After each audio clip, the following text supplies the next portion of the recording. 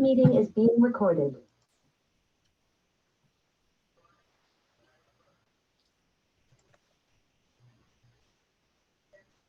So how will you get your bees this year?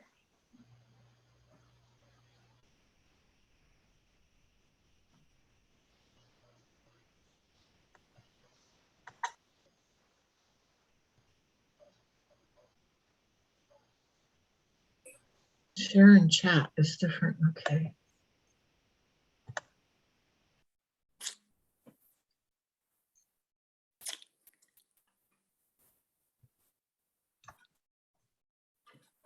I don't know if we're having still a few answers coming in, but at this point we're having 62% saying a Nuke, 12% saying a package, 8% saying neither. I'm planning to capture a swarm, and a few others that are sharing in the chat. All right. Well, that's good to know, because then I'm going to share. Oh, hold on. Let me stall for a minute while I go to the beginning of my slide deck, not in the middle. Rookie. I don't think so. You're the last, that's the last word I have for you. Rookie. Yeah, presenter personified. Go.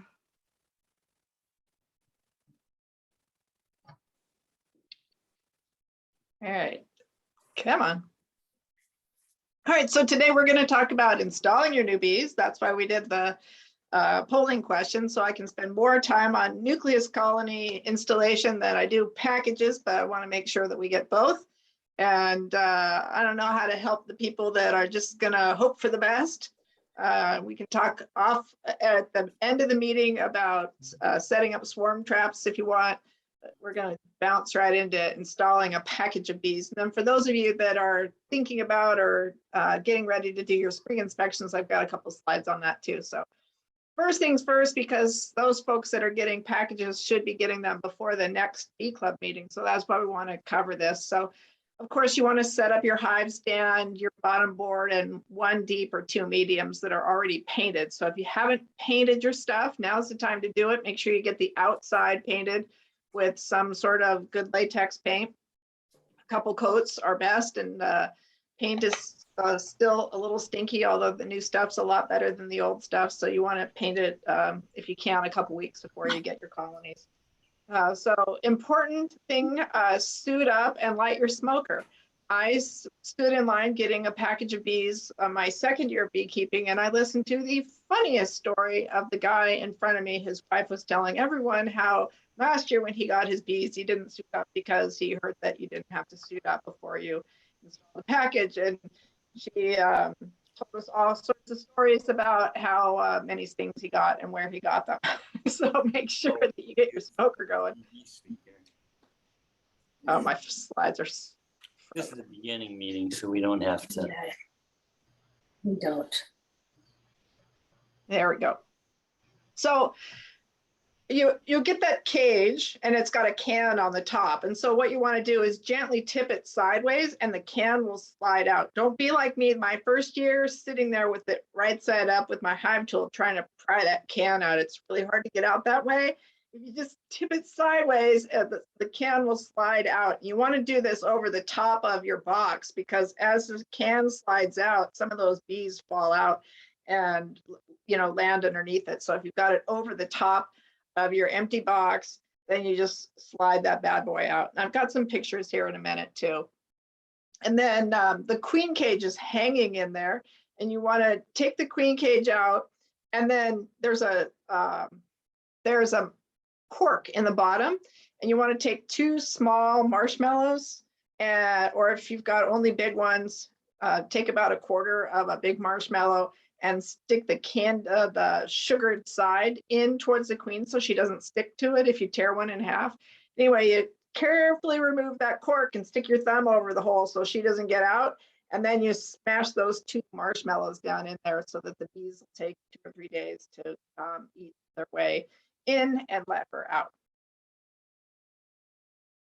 And then what you do is you hang the queen in between 2 frames. So you see the blue tape in that box right there is the queen hanging from the 2 frames. You want to put her gently down in there and then just push the frames together, and they'll hold that queen cage. And the important thing on that is you want to make sure that the wire mesh is facing to one side or the other. You don't want it facing into the frame because you want all her pheromone smell to get out, and you want the bees to be able to feed her. And if you happen to have wax frames with, that are drawn wax, and you smash that up against her, she could suffocate in there, plus they won't be able to feed her. So make sure that the screen is facing one direction or the other parallel with the frames, and then that you just put that, smash that in there together. So what a lot of people do is then the top picture there, they just dump the bees on top, and then the bees all sift down into the box.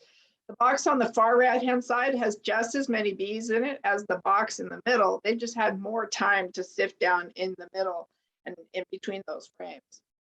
Another way to do it, if you don't want to shake the bees down into the box, is you can use 6 frames. And if you're using a deep box, you do the same thing. You hang your queen in the middle of those 6 frames. And then all you do is you set the box with all the rest of the bees down in the empty spot there. Now, if you're using mediums, you'll need to use 2 boxes, and then you just leave that the cage that you got in the hive box for a couple of days, a day, a couple of days. They'll all move over, migrate towards the queen. You don't want to leave it in there very long though, because they will fill the spaces up with wax. So a couple of days should do it, and you just pull that thing out and then replace it with the rest of your frames. I have heard a lot of people say, oops, I didn't put enough frames in my box, so the bees drew funky wax, or they drew it out extra wide. So if you have a 10 frame box, make sure you put 10 frames in.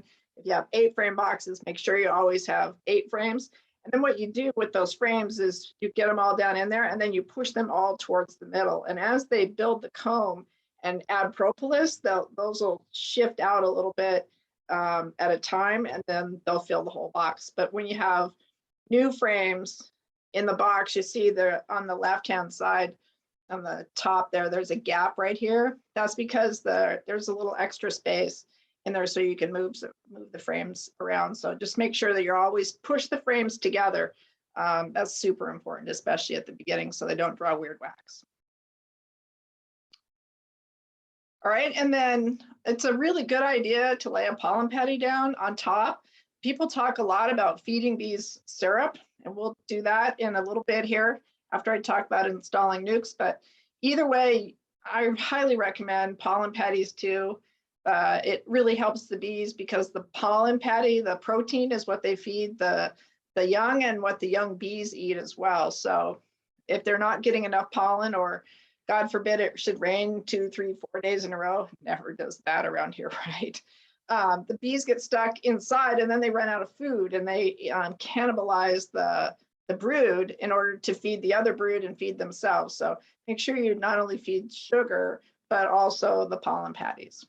So then after a week, you want to leave the bees alone for a week. You want to open the box up, make sure the queen is released, and if not, you can take out the rest of the candy plug gently and let her out. Once the frames are 80% drawn, add your next box. New beekeepers make the mistake of adding space too soon because they think, oh, the bees are crowded.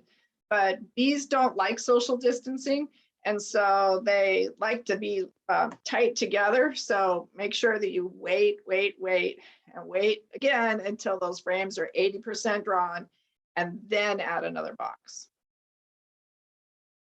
All right, and then on to nukes. How to install a nuke, some equipment considerations. If you're using deep boxes, you want to install those bees into one deep box. If you're using medium boxes, you want to start with 2 boxes. And I'm not going to cover how to install deep frames into a medium box, but there is a way to do it, and the instructions are posted on the PSBA's website. So grab those. I wrote them. If you have any questions, feel free to email me. I'm the Renton neighborhood captain, so you can email me questions if you get stuck. So installing a nuke is easy if you have the same size equipment. You just place when you get the nuke, no matter what time of day you get there, you just stick it on top of your box. Let's say you bring it home at night, because a lot of people will have you pick the bees up at night. You just bring them home, set them on top of your box, orient them the same direction as the opening, and pull the plug out. A lot of them come with a yellow plug in the front. You just pull that out, or whatever kind of opening you have, you just open the bees up so that they can get out and fly. You can leave them in there for a couple days, especially if you bring it home and it's raining that day. You don't have to install a nuke right away. Just wait for a day or two until it's sunny, or at least not raining, and then you can install it then. Worst comes to worst, if there's any soccer families out there that have pop-up tents, or you like to go to picnics, I have seen people install their bees under a pop-up tent. One year I did it under a golf umbrella. So it is possible, but it's better to wait until you've got a nice day. So if you can, you want to install the bees when it's at least 55 degrees outside, because you're removing the frames and it's got brood on it. So if it's super cold, the brood can get chilled and cause some troubles. But again, just like with the packages, you want to lightly smoke it and then gently remove the outside frame first. Reason being is that the queen is almost always is the key word here, almost always on one of the middle frames, but not always.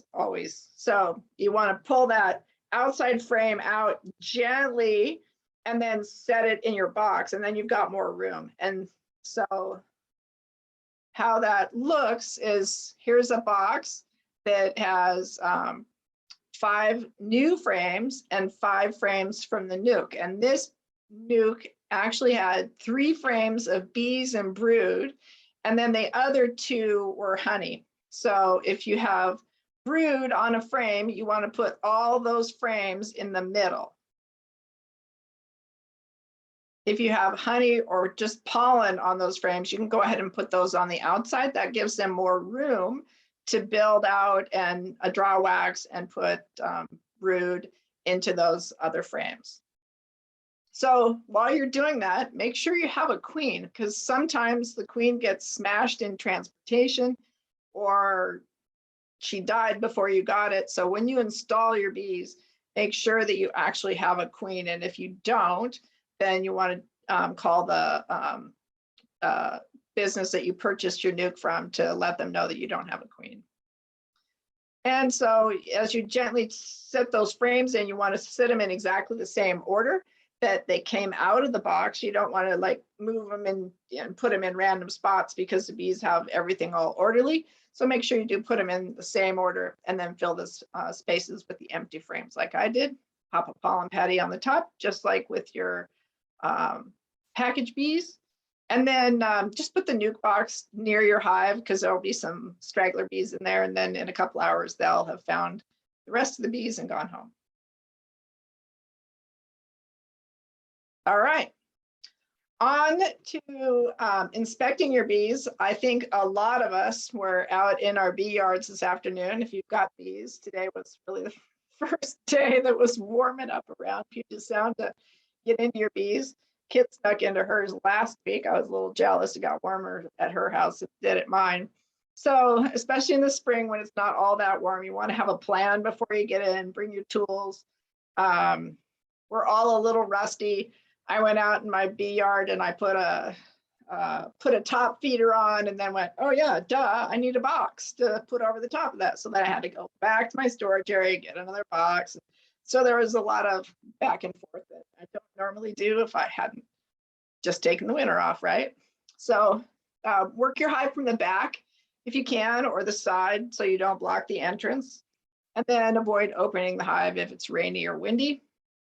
On the women beekeeping site, that's an international site, this one woman said, never, ever, ever open your boxes if it's raining. And I laughed. I'm like, well, yeah, sometimes in Puget Sound, you just have to. So do your best. And sometimes I've been out there in between rainstorms too. So complete all your inspections during the afternoon if you can, because that's when the foragers are out. And the foragers are the ones that are most likely to sting you. So have your smoker going out in the afternoon. Most of the foragers are coming and going and ignoring that there was this big bear in a white suit with their hive all ripped up. All right, here's some trivia. I found this today. This is an unusual winter die-off. Anybody know why this colony died over the winter? Kit, I know you know. Laying queen or laying worker, no queen. Yeah, laying worker. Sometime between when I inspected them last in late September, early October, the queen died. And I never got back in there. They developed laying workers and they died. And so you can tell this because there's these bullet-shaped brood in kind of random places that shouldn't be. And so this was an easy diagnosis. When I pulled that out, I went, oh, that's why they died. So I do want to tell you, though, if you're looking for a mentor and your prospective mentor tells you they've never had any bees die over the winter, find a different mentor, because they're A, lying to you, or B, it's their second year of beekeeping and they got lucky and all their colonies lived. So everybody has bees die, and I had several nukes die over the winter. Some starved during the February or the December freeze. It was totally my fault. And then stuff like this happens. And sometimes they starve in the spring, but every opportunity when you get in there to see why they died is a learning opportunity. And this one I probably should have checked one more time, but didn't, and they died. They got a laying worker and died. All right, so now for our second polling question.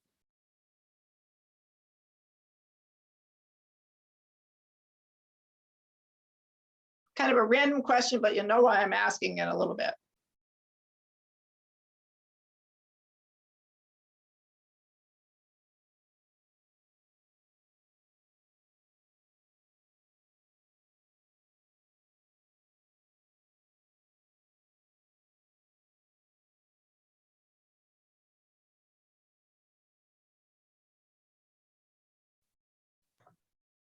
Tracy, could it be on that prior slide that a queen was failing and stopped laying workers and you had a queen that died and that was the end of it? Is that a possibility? I mean, it's possible that it was possible that it was a late queen too, because it was a late queen. It's possible that she was a drone laying queen, but That she never mated well? this looks more like laying workers. Okay. Okay, so we are almost evenly split between bakers and chefs and a few people that like takeout. All right, so you're gonna wonder why I asked this question for about a nanosecond here. I'll let you hang on it for a minute. So for those of you that are thinking about moving your brood or reversing your boxes, the age-old thing is, do I take the frames out and move them in the bottom, or do I just flip the boxes around? And so you never want to split the brood. So if all of the brood is in the top box and it's easy to just move the top box to the bottom and move the bottom box to the top, go for it. And that will encourage them to fill that box up, and then the queen moves up. If you want to just leave them where they are and let them do their thing, you can do that too. They build up a little bit faster if you reverse the box. The one on the right, you definitely don't want to do. That's what's called splitting the brood. What happens is the brood is all in the middle, and then you end up with half the brood on or some portion of the brood on the top, some portion of the brood on the bottom, and they can't keep it all warm. And generally what happens is the brood on the bottom gets abandoned and it dies. So if you want to move this around, what you need to do is take some of the frames out and move them down to the bottom box, or just leave them as is and let them do their own thing. So just on the left-hand side, yes. On the right-hand side, not a good idea. All right, so feeding your bees, it's important to continuously feed those new bees you got, whether it's a nuke or a package, especially if you don't have wax. If you have new frames that need wax, feed, feed, feed, feed, feed. So here's why I asked, are you a baker or a chef? How do you mix 1-to-1 syrup? Is it by weight or is it by volume? The debate rages on. If you're a baker, I will almost guarantee you that you are very precise in your measurements, and you weigh the water and you weigh the sugar and you make sure that it's exactly 1-to-1 by weight. You're a chef, however, you're used to mixing and matching your spices and condiments and tasting as you go. And you take 1 bucket of sugar and 1 bucket of water and mix it all together. And guess what? They're both really similar when you get right down to it, and it just doesn't matter. So I used to say to people that did everything by weight, you're wasting your time. What are you doing?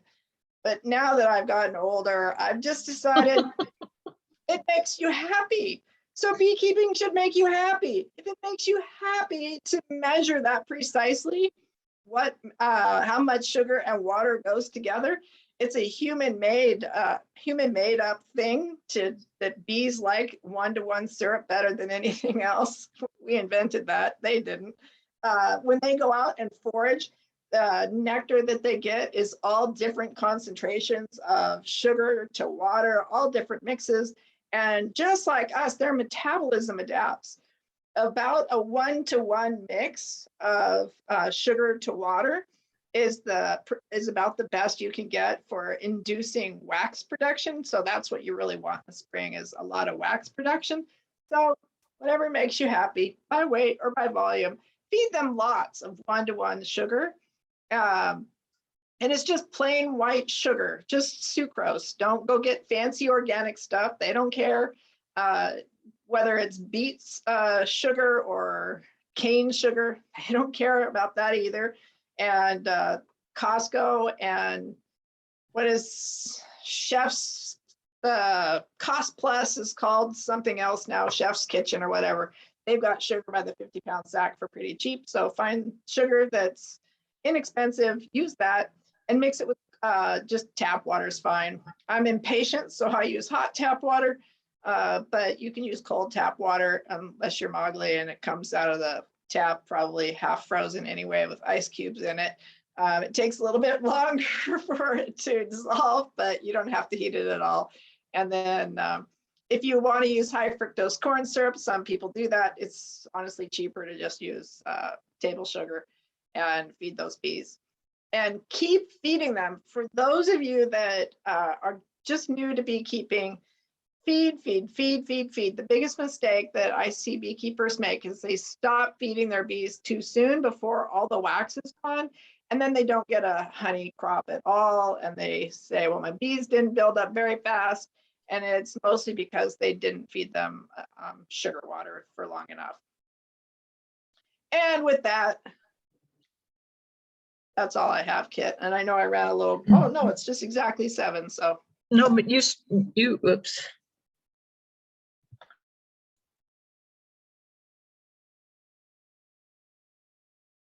Kit, you're on mute.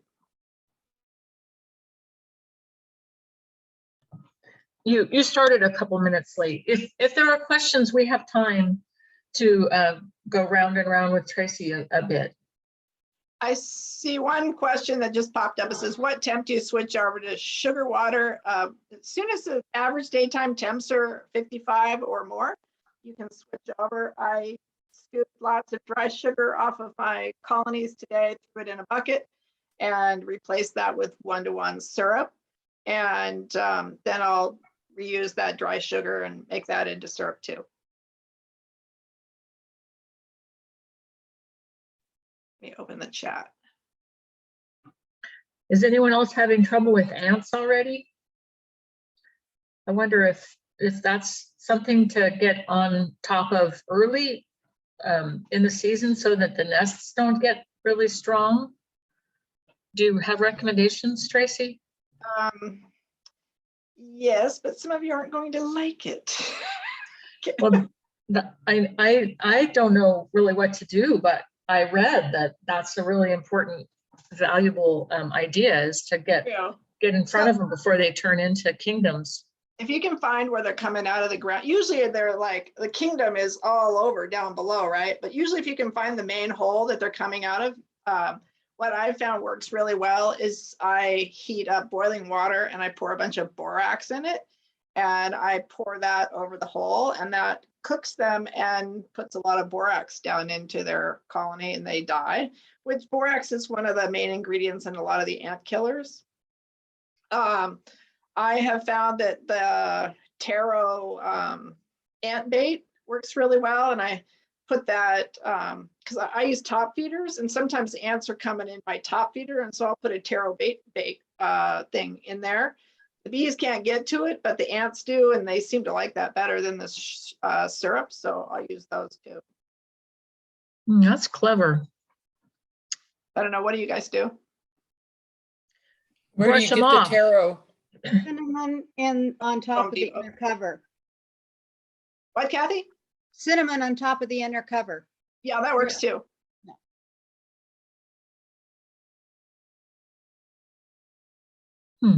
I usually pick up a big thing of cinnamon when I go to Cost Plus and get sugar, and I pour it all over the place. So I've heard of people putting their entire hive up on like cans that have like oil or something in them to keep the ants from being able to climb up. Do you ever bother with that, or do you not think that's worth it here? I haven't, because my bees are on pallets and on 4x4 stands, so. Yeah, it seemed like it would be kind of unwieldy to try to Yeah, try to get that under there every year. diatomaceous earth works pretty well too. I sprinkle it around the hive stand feet. Okay. That's another good idea. Yeah, I saw online a video and I followed it last year. I just put on the cinder blocks like a strip of grease from a brake grease. And in the beginning, I thought that the bees will fly and stick to it because it's really sticky. The few that did touch just flew away. I guess it's not sticky enough for them, but bees don't, the ants can't cross that. So I was fairly clean last year. The only place that I had the ants walk is when I kicked it, and it's very filthy. So the shoes were dirty. You can't remove it from the shoes. So you need to think about that. You want to put it in a place that you don't get dirty by yourself. So I needed to fix it. And last year I was, except that time that I kicked through it, I was clean from the ants.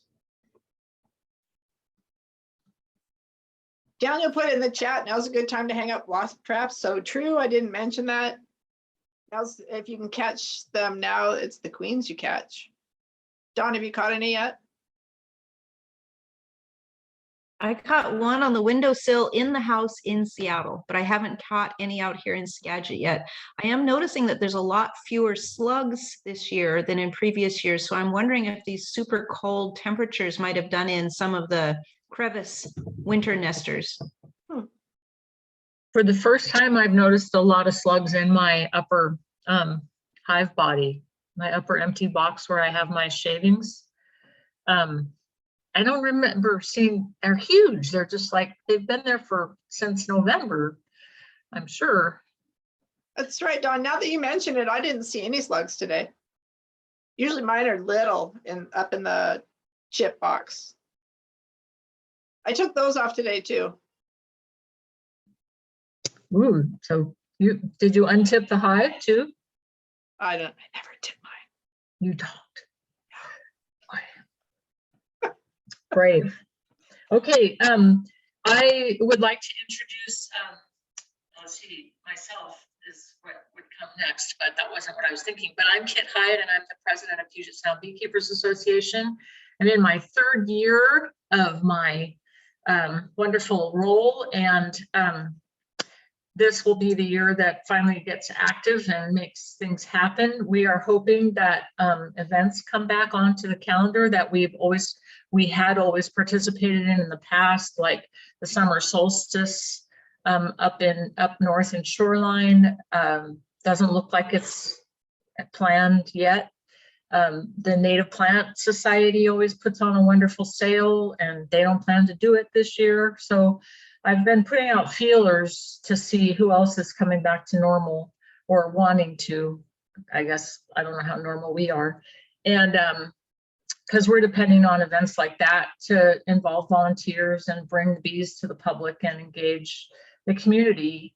That's a big part of our mission. So, and I would love to encourage those of you who are interested in volunteering and getting involved with PSBA to shoot me an email, trying to get really organized. I've been in touch with several people because, you know, there hasn't been a role of much to do for obvious reasons. So that's shifting. I'm focused on involving people. So please feel comfortable doing that.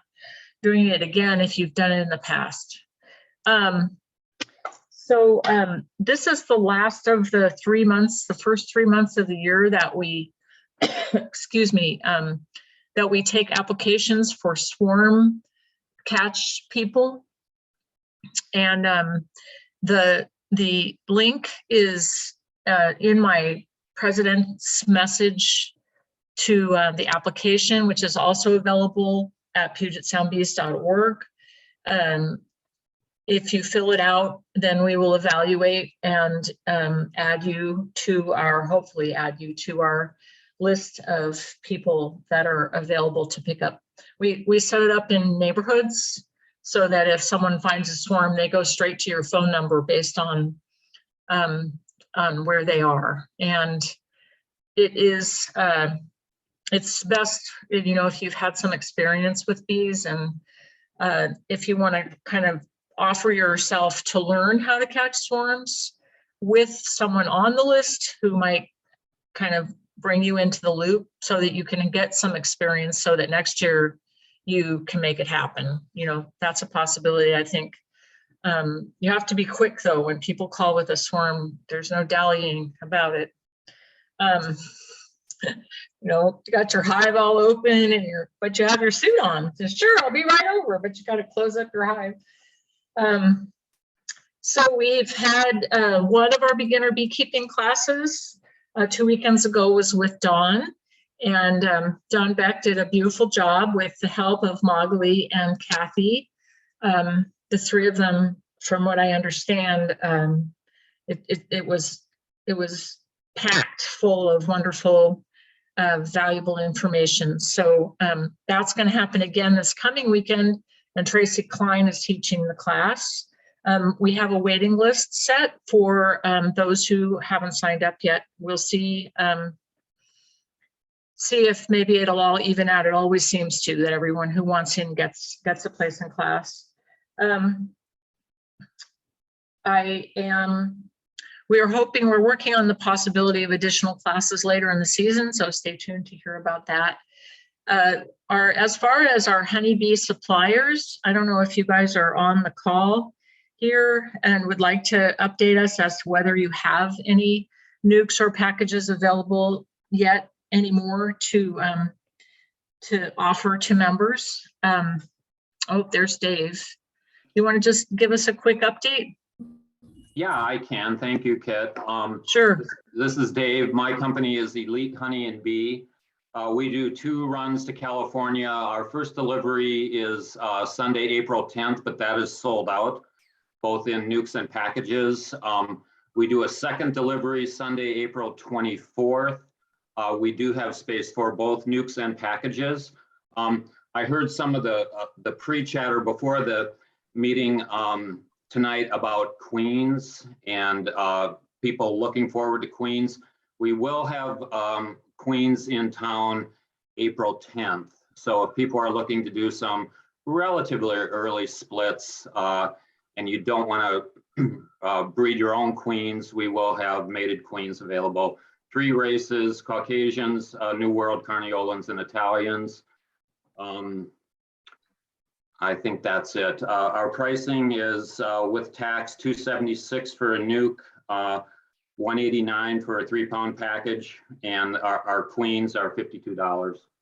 All inclusive. Thank you. That's awesome that you still have inventory and you can still make people happy.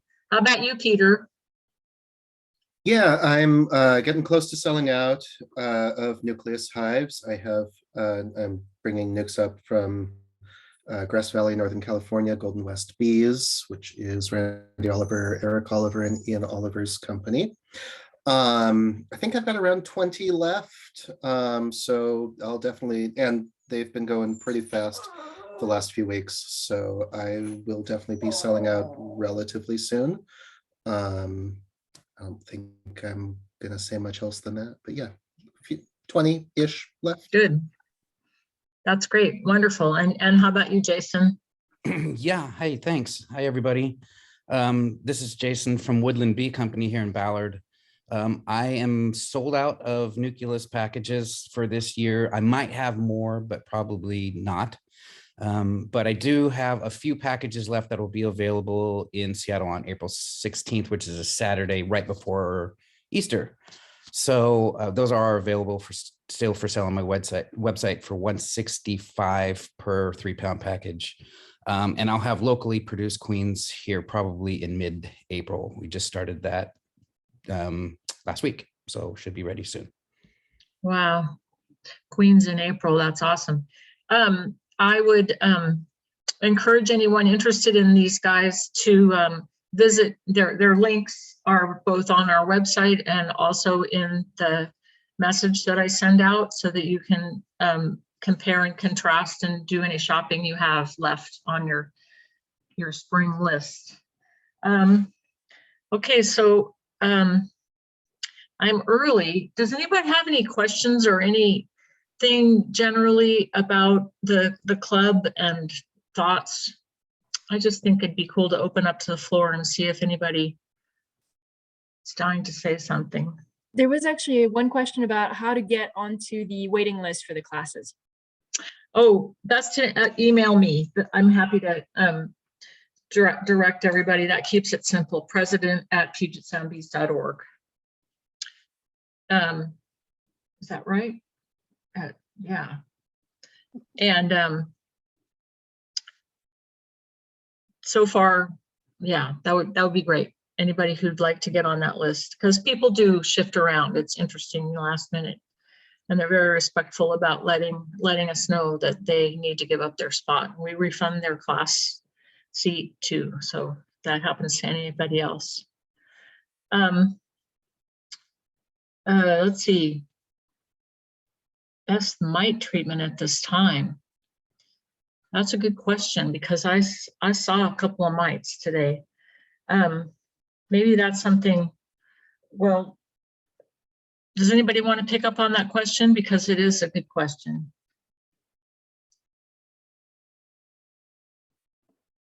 Hey, this is Jason again.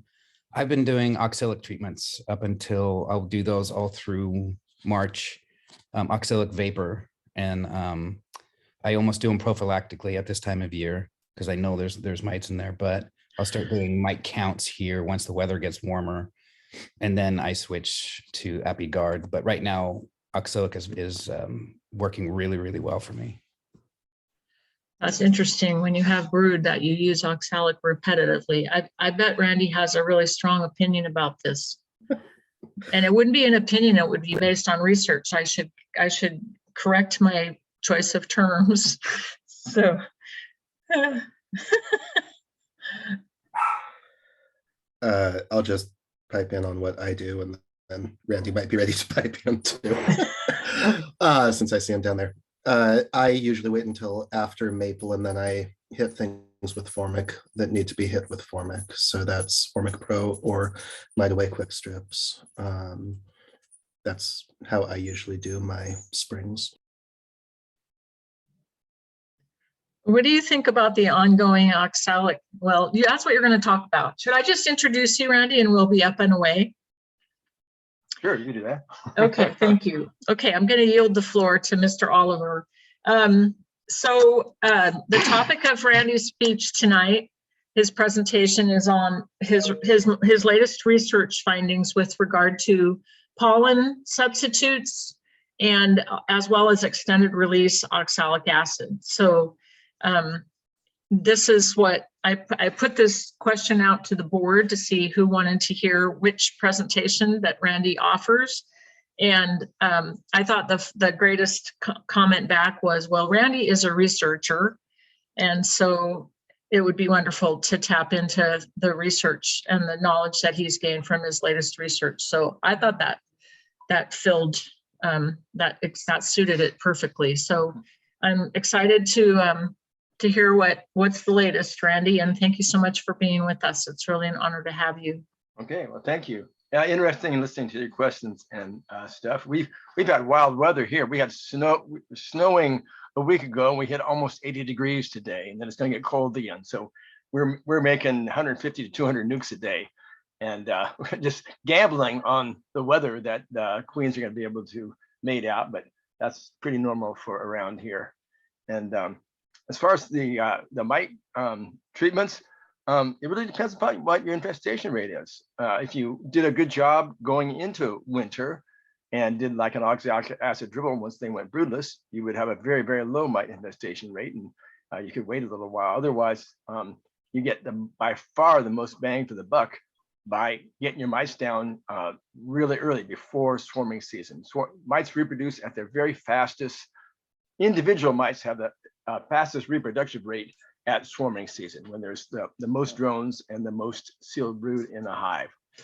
Even though the mite population increases faster later in the season, the females have the most reproductive success early in the season. So if you can knock them back right now to close to zero, it makes it easier for the rest of the year. So let me go ahead and share my screen here. Okay, and slideshow. And from the beginning. And hide those. Okie doke. Okay. And Magali, I can see you and I can see Kit. Okay, so if you guys have anything it goes dead or anything goes wrong, or there's a chat or something coming in you think is important, just wave your hand and I'll see it and I can answer that. I don't mind being asked questions. So I'm going to go through two different research subjects right now. At first, the commercial pollen subs. And let me go back here. In 2013, I ran a comparative trial of the pollen subs on the market, curious on how they performed, and found out that, yeah, some of the commercial subs performed dang near as well as patties of natural pollen. And then recently, some commercial beekeepers who are making a homebrew formulation say, hey, Randy, would you be willing to run a trial and test our homebrew formulation against what's on the market to see how we compare? And that's what got me going on this one. I was kind of interested in doing one anyway. And here's the motivation for us commercial beekeepers. This is California a few weeks ago in the Central Valley. With the almond trees come in bloom, 1 million acres of this tree come into bloom at the same time. It's just absolutely incredible. If you've never been in the middle of the almond bloom in late February or early March, it's worth a trip once in your life just to get down there and experience. It's just amazing. These artificial forests of trees all blooming at the same time. But they plant 3 different cultivars typically in an orchard, which are non-compatible, non-self-compatible. They need to have pollen carried from one row of trees to the next row of trees. And the bees do this indirectly by accidentally swapping pollen when they come in or out of the hive. Anyway, we commercial beekeepers are largely dependent upon the income from almond pollination. And in California, our summers are really dry, and we've been in this mega drought now for going on 12 years or something like that. And it looks like this year is going to be just as bad. Many, or if not most, commercial beekeepers in California move our hives out of state during the summer because it's just not enough forage for them. And I did so for 25 years. And then I realized we could feed pollen sub during the late summer and actually keep our bees at home where it's easier to manage them for varroa. So we shifted over to feeding our bees pollen sub in the late summer which we don't get a summer or a late summer or fall pollen flow. So by creating an artificial late summer, September and October pollen flow, our colonies will build up and raise the cohort of bees that will become the winter bees and allow us to go into the winter with a large cluster, a large healthy cluster. If you don't go into the winter with a large healthy cluster, you're not going to make grade in almond pollination come February. Now, we not only do it then, but come February, the growers get antsy because they've been burned before by beekeepers who said they're going to have hives placed and then don't show up. They go, oh, I guess all my hives are dead. I don't have them. So the growers get pretty antsy as bloom time approaches. And even when the trees don't have a single blossom on the branches, they say, hey, we want your bees down here to show us that you actually got them before the trees bloom. And we go, oh my God, you don't realize up in the foothills, we've already got a nectar and pollen flow on, and our colonies are building up on a natural nectar and pollen flow. And you want us to bring them down to this virtual desert down here. There's not anything for the bees to eat whatsoever until these trees come and bloom. So it goes from absolute desert to feast for the bees. So what we do, here's my sons down here. We take our colonies down, and these are 2.5 pound chunks of pollen sub that we're putting inside there to give them something to eat, so they will continue to rear brood until these trees start to bloom. And actually, we'll gain a number of frames of strength between this point and when they actually get graded. That's critical for us to make a profit. So we get paid by how strong our colonies are. We're in contracts where they actually get 10% of them graded, and we get paid proportionally. So the question is, do some pollen subs promote colony growth better than others? So I tested out 7 subs and a control here. This is the one, the homebrew, which the commercial beekeepers make. And they include 20% natural pollen in this formulation right here. And then, and we had them, they feed it bulk form, but we had them make it in patties with wax paper, so we can compare them to the other patty ones. And then we compared one with the one that we've been using for years, the bulk soft from Man Lake that we get in bulk form, not in patty form. So it feeds differently. And I'll talk about that later. And then Global made one, and I wrote to them and I said, okay, what's your flagship product? And they said ours was the 15% natural pollen. So a little less natural pollen than this one. So we got this one. These are the only 2 that had natural pollen in the patties. The rest are completely artificial diets. So these are pollen supplements, and these are pollen substitutes. And then AP23 from Dadan, a relatively new one, which I hadn't tested yet. Mega Bee, developed by Dr. Gordon Wardell at the Tucson lab. And then Ultra Bee. And Ultra Bee from Man Lake, that's their flagship product, which has tested well in the past, but they changed the yeasts. So you could look here, they're much darker than they had been in previous years.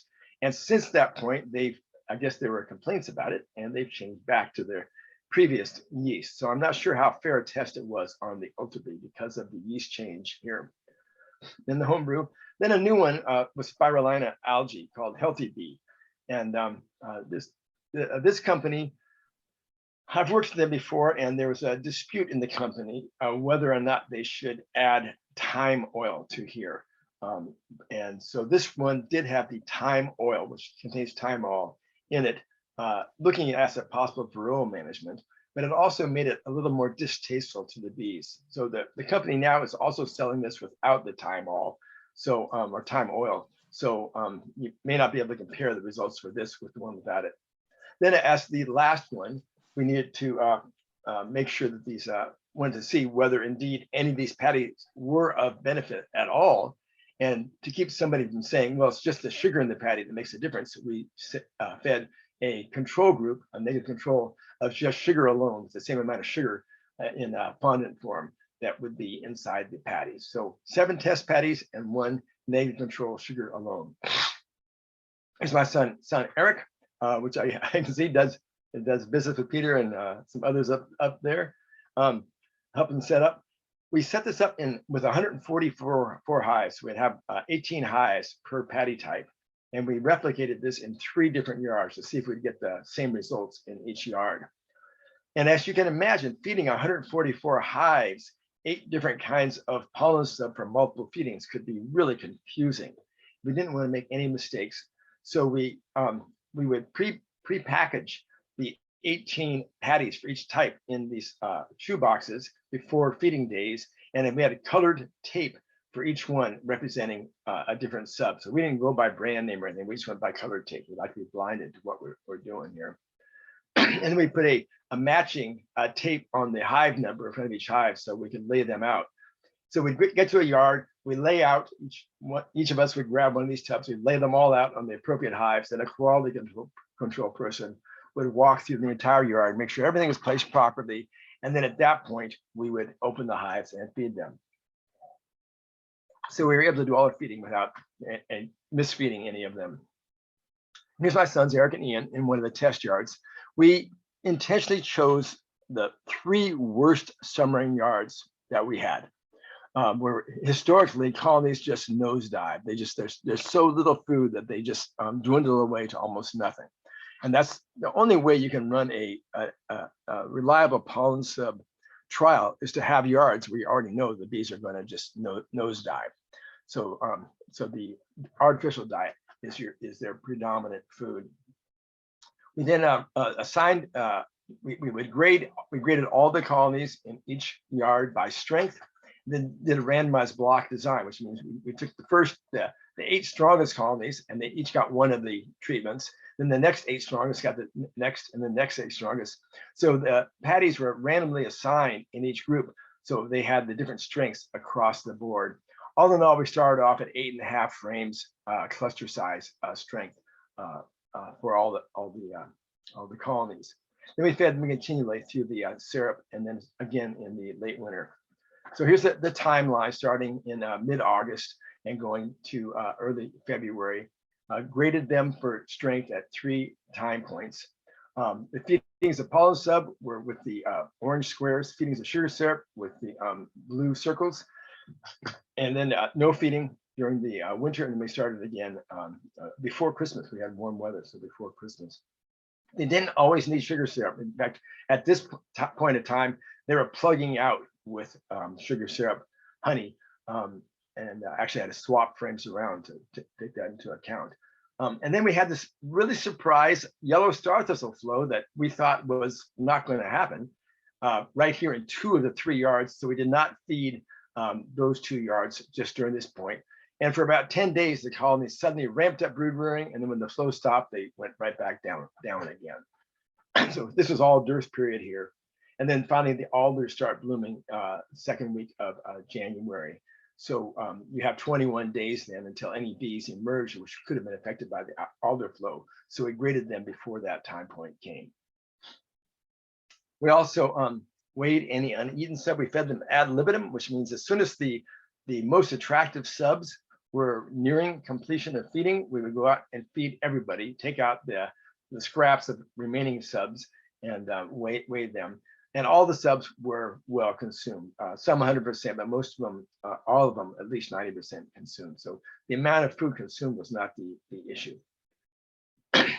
We also were unable to grow colonies in strength. Now, in previous years, with feeding, we've been able to grow colonies, increase the strength during this summer feeding. And I couldn't figure out why. So I looked at that, they compared the temperatures for the 2020, when this trial was done, to those in 2019. So here's your daily high temperature. Solid is during the trial. The dotted was from the previous year. And you can see in early October, we were hitting 100 degrees out there, which was unheard of. Really difficult in that dry weather for colonies to do anything in 100-degree weather. This is normally when they are building up on their brood. The previous year, look at this, nice cool temperatures where they just brewed up really nice. And so this September, October, much cooler the previous year. Humidity, this would be the high humidities of the previous year, much easier from the rear brood, and then very low humidities during this trial. So it looks like it may have something to do with the temperature and humidity, possibly also lack of any natural nectar flow. So here's a graph right here of looking to see between start point and midpoint. If there was no change in strength, this would be one-time starting strength, that's where they would be. If they grew they'd be up here. Notice a number of the red ones, the homebrew formulation, grew. If they shrunk in strength, they're down here. Notice, look at all the whites down here, controls. They tended to shrink quite a bit. And the green spirulina patty ones also shrunk quite a bit. And the interesting thing is the starting strength did not predict the midpoint strength. Actually, the bigger they were to start, the more overall they tended to shrink. So the stronger colonies actually did better than the larger starting ones. That was a very interesting thing to result. That's why I didn't try to equalize them for strength. I wanted to make sure that they had a range of strengths for each treatment type to see if it was important to equalize them for strength. And no, it was not important to equalize them for strength. And then here's a picture in October right here, mid-October, just before the midpoint grading. And you can see they indeed could be rearing brood. This was in October. And there's some sugar syrup here, but note the complete lack of any bee bread stored in here. There was no natural pollen coming in. So all this brood was reared solely on the artificial diets right here. And here we are doing our midpoint grading, where we take the hives apart, tip up the top and the bottom, look between the frames, and see how much fill there is in the spaces and get a cluster grade size. And here's my newest technician right here, my grandson, Ryder, at 10 years old, out of school due to the pandemic, and turned out to be a really good recorder of data and quality control person. But he would check every hive number before we got to it, make sure we did the right thing and get all the data recorded. So I really liked working with my grandson. Okay, so at midpoint, here is our ranking of the performance of the different pollen subs. The two high performers were the global patties and the homebrew formulation. Remember, they all started at 8.5 frame average. So these are our averages. Most went downhill, especially the sugar controls. They had dropped down to an average of 3.5 frames. So it was really a brutal summer out there. Interesting thing to look at is look at the very small error bars. Okay, most times you have big error bars overlapping and there would be no statistical significance. I didn't try to grade for statistical significance, but if you look at these error bars, you can see there's clearly a difference in performance due to the patties. Now, was it due to the protein content? Here's the subs ranked by protein content from up to 22% down to 14%. And here's the two highest performers. So there was no correlation with the protein content of the subs. The fat and lipid content, the fat content, we always say, oh, well, how much vegetable oil should you add to a pollen sub? The two top performers, one was the lowest lipid of all of them. So perhaps not that important to be adding vegetable oils to here. And I've since found out that honeybees are able to produce their own lipids. So they are not essential nutrients for the honeybees. Unlike the omega-3 fatty acids and stuff for us, which are essential nutrients, that may not be the case for honeybees. And then sugar content, we had all the subs analyzed for sucrose, glucose, and fructose, and then total sugars would be the color here. And they varied from as low as 30% up to 60% sugar. The two top performers were around this 50% range, which in general, 50% sugar content is a good content. Now, this is for wet weight right here, not dry weight, okay? So 50% sugar content is pretty high when you're talking about wet weight of the subs. Now, here's what's interesting. I collaborated with Dr. Vince Rosigliano from USDA, who could do some of the lab analysis of this. And I took samples of bees at the midpoint from the brood nest of every hive and froze them on dry ice and shipped them to him, where he could do microbiome analysis of their guts and also the head and thorax mass, dried them and weighed the heads and thoraxes. So here's your head and thorax mass, milligrams per 15 bee sample right here. So these are the left-hand columns. On the right-hand column is the total frames of bees for all the hives in the group. So the total colony strength for the whole group. And look how closely the head and thorax mass correlate with the frames of bees, overall colony strength. So this indicates that this is clearly due to nutrition, that those bees that had heavier body weights, thoracic muscle and head glandular weights, corresponded very closely with the total colony strength. So this head and thorax mass was a good proxy for testing the nutritional value of these subs. Then he did the analysis for the gut microbiome. So these are the core bacteria found in all honeybee guts.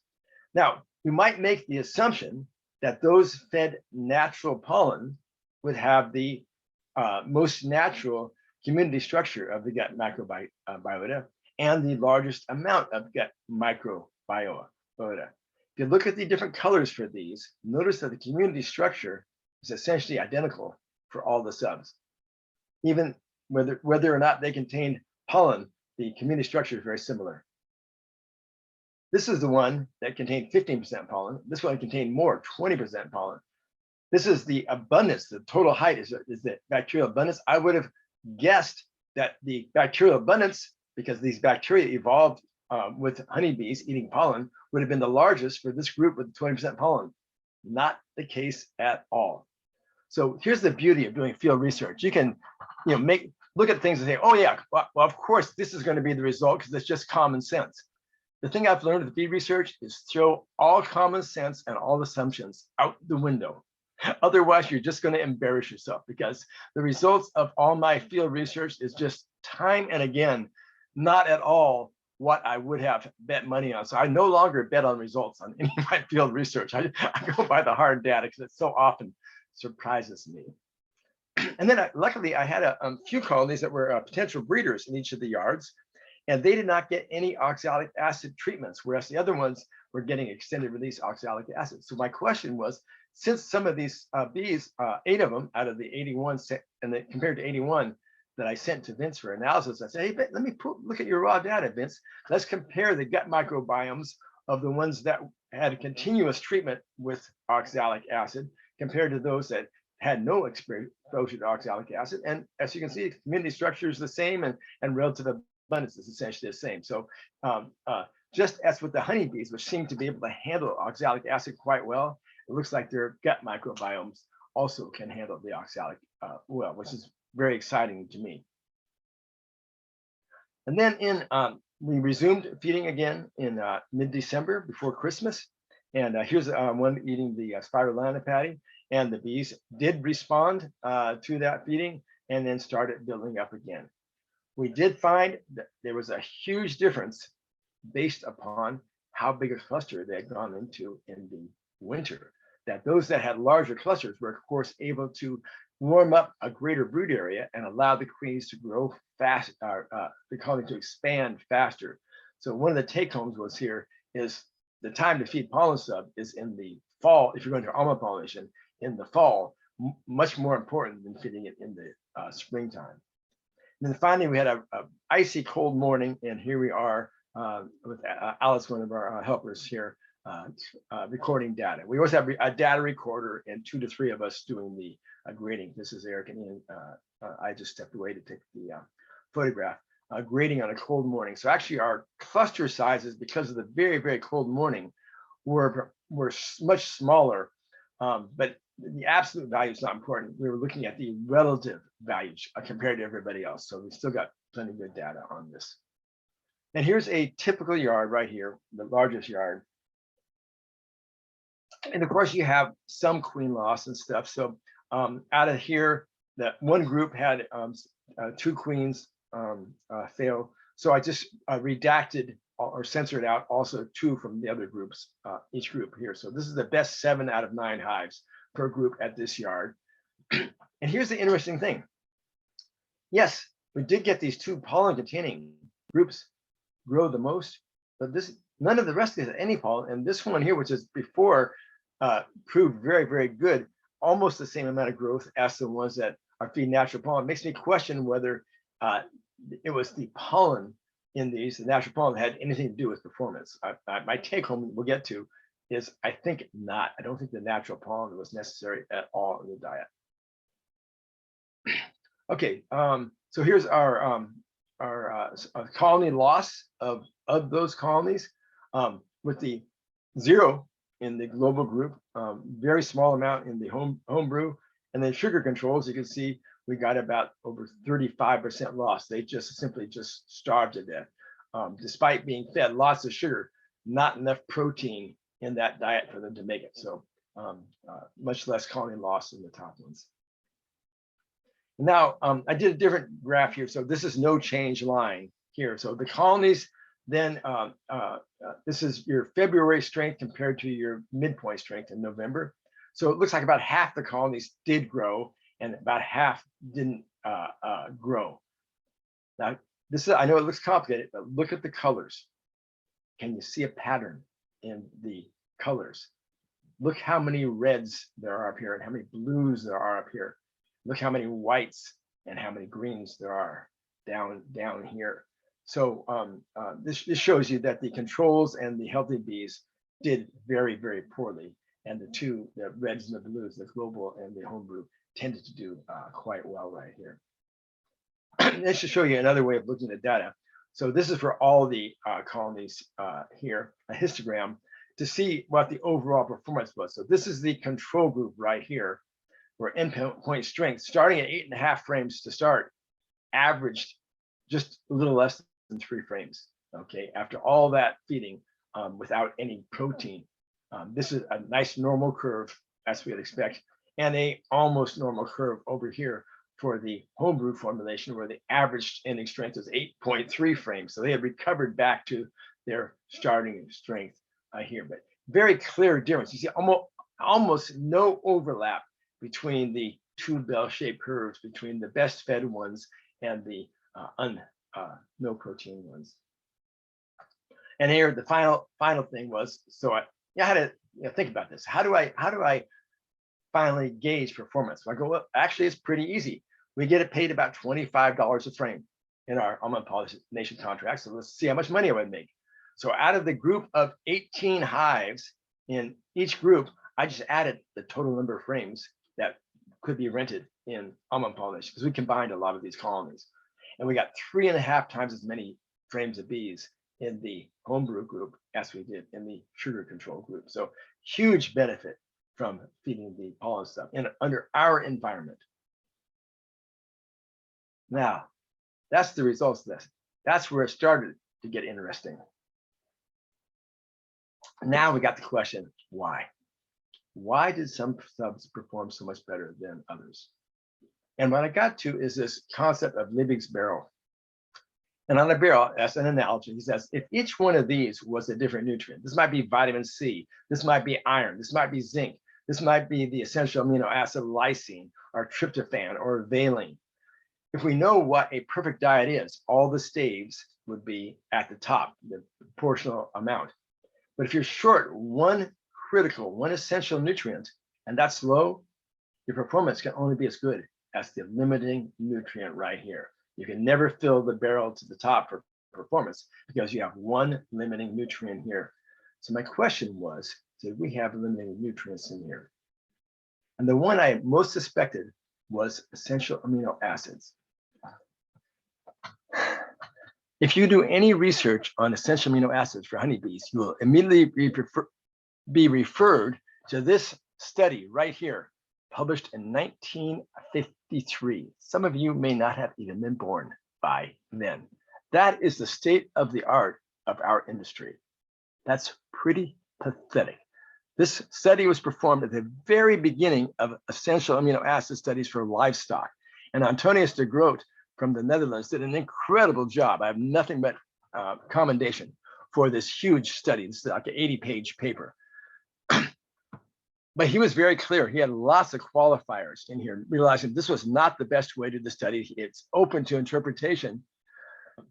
And other livestock industries have moved on from the 1950s. They now have formulated diets for every animal imaginable at every stage of growth. So if you're feeding chickens or pigs, you have a different diet with different amino acid ratios for every stage of growth. We've got nothing like that for honeybees. So I did a deep dive. I've been reading this paper for years. So I really sunk into it and realized that Groot might have presented his data in a different way. And that's what I'm going to do now. Everything we know about amino acid requirements for honeybees is from this one graph right here. This is it. It's all taken from this graph. What he did, he mixed up artificial diets that he fed to caged newly emerged bees to see how much weight they gained or how much nitrogen content they gained in their body. Hundreds and hundreds and hundreds of these test cages. And I mean, I'm in awe of the amount of work that he did. What he did, he matched casein, milk protein, with individual amino acids, purified. And then he would limit one of those in each diet. And he would put it in with 0%. And you see, and this is the amount of growth, how high the dots are. So let's look at valine. At 0%, bees hardly grew, hardly gained weight at all. At 1% in the diet, they gain more. At 2%, they gain even more. At 3%, they gain more. At 4%, they gain even more. But at 5%, they reached an inflection point, no more gain. So I said, oh, well, this is where it came into balance. And then the amino acid used the least was tryptophan.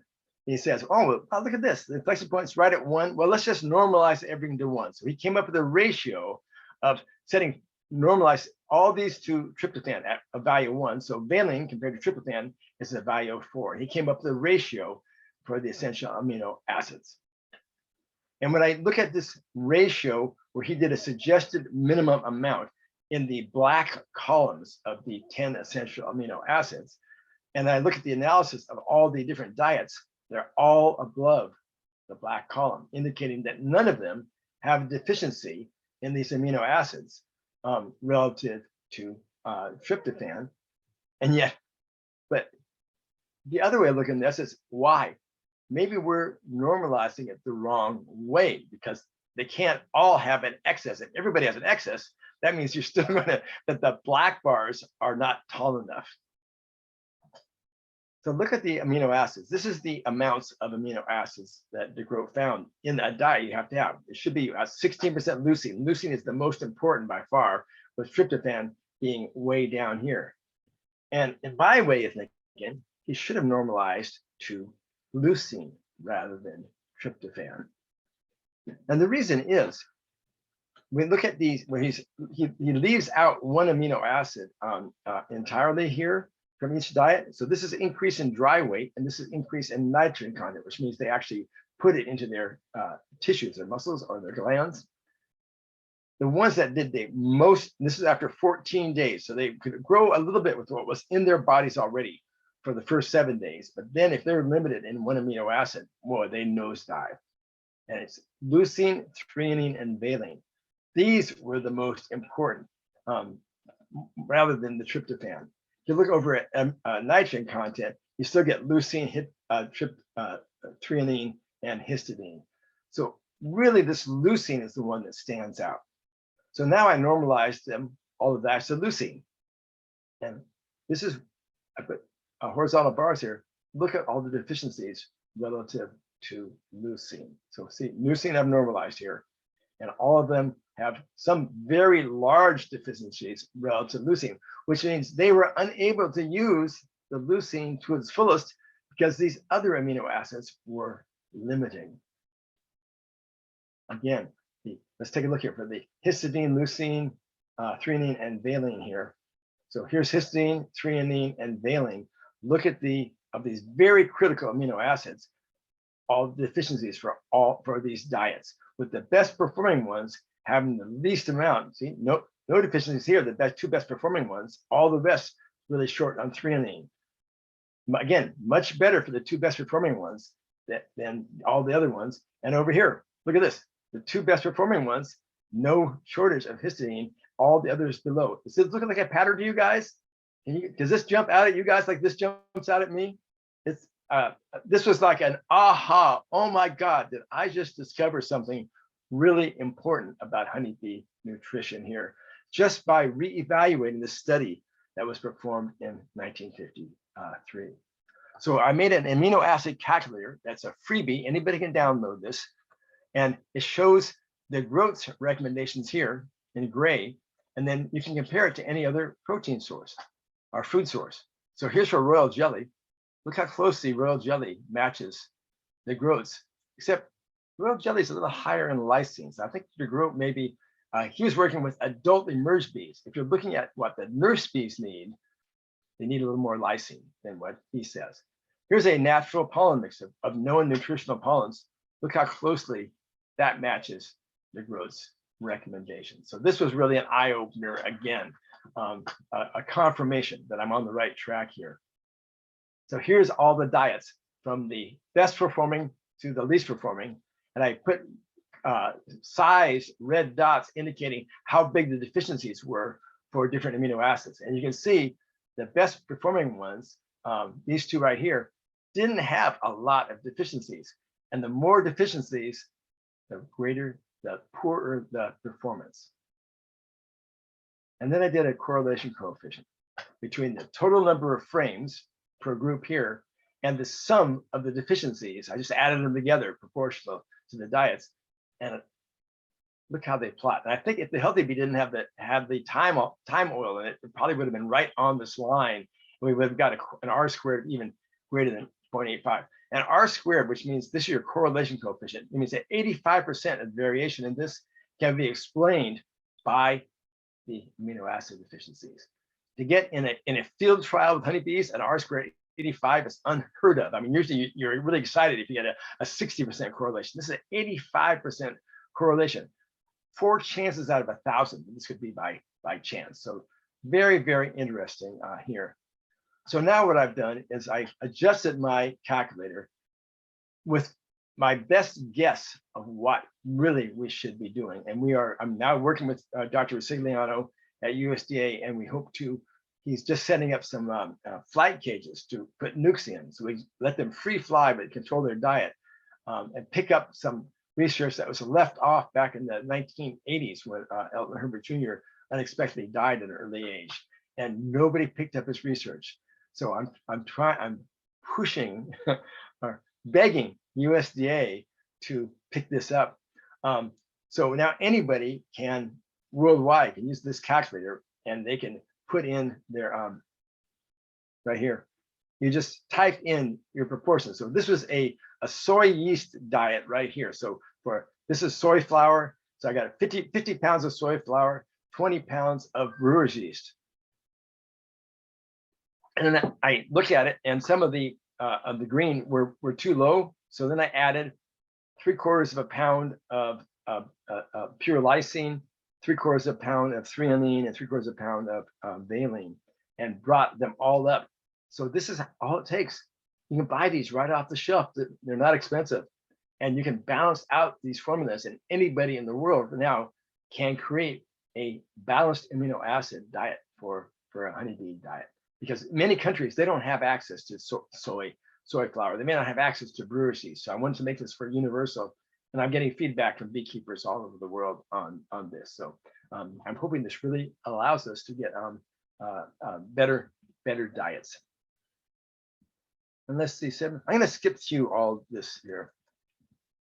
But one of the findings was, and I'm going to follow up this summer, why the pressed in chunks seem to work better than the patties. And it may be because they squeeze up between the frames and are closer to the nurse bees.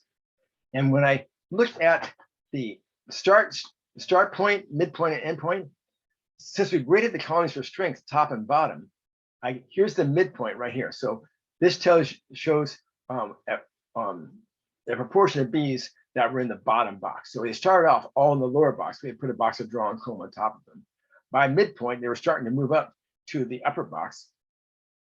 And how high the dots are here is how strong they were at the end.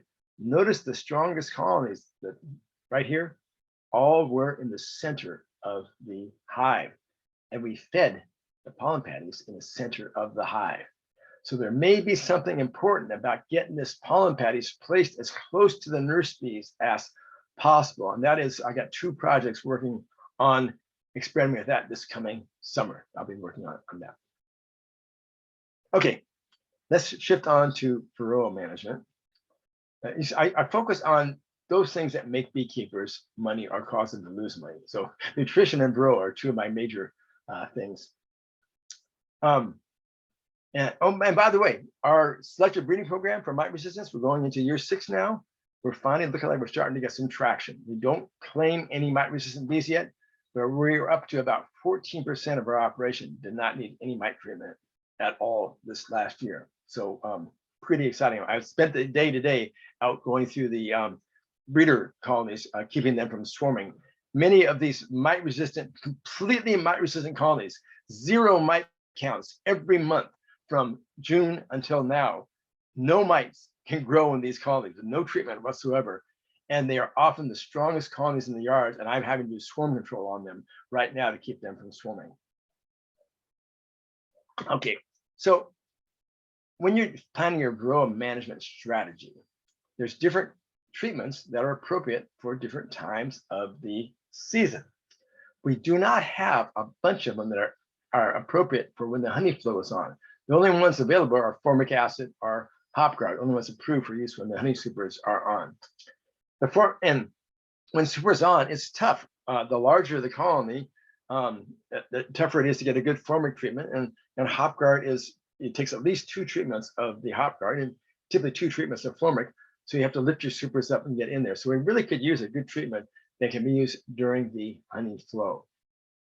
Some people I heard earlier, you guys talking about oxalic acid vaporization. And when there's brood in the colony during the summer, oxalic acid vaporization is really good exercise for beekeepers because you got to do it a lot.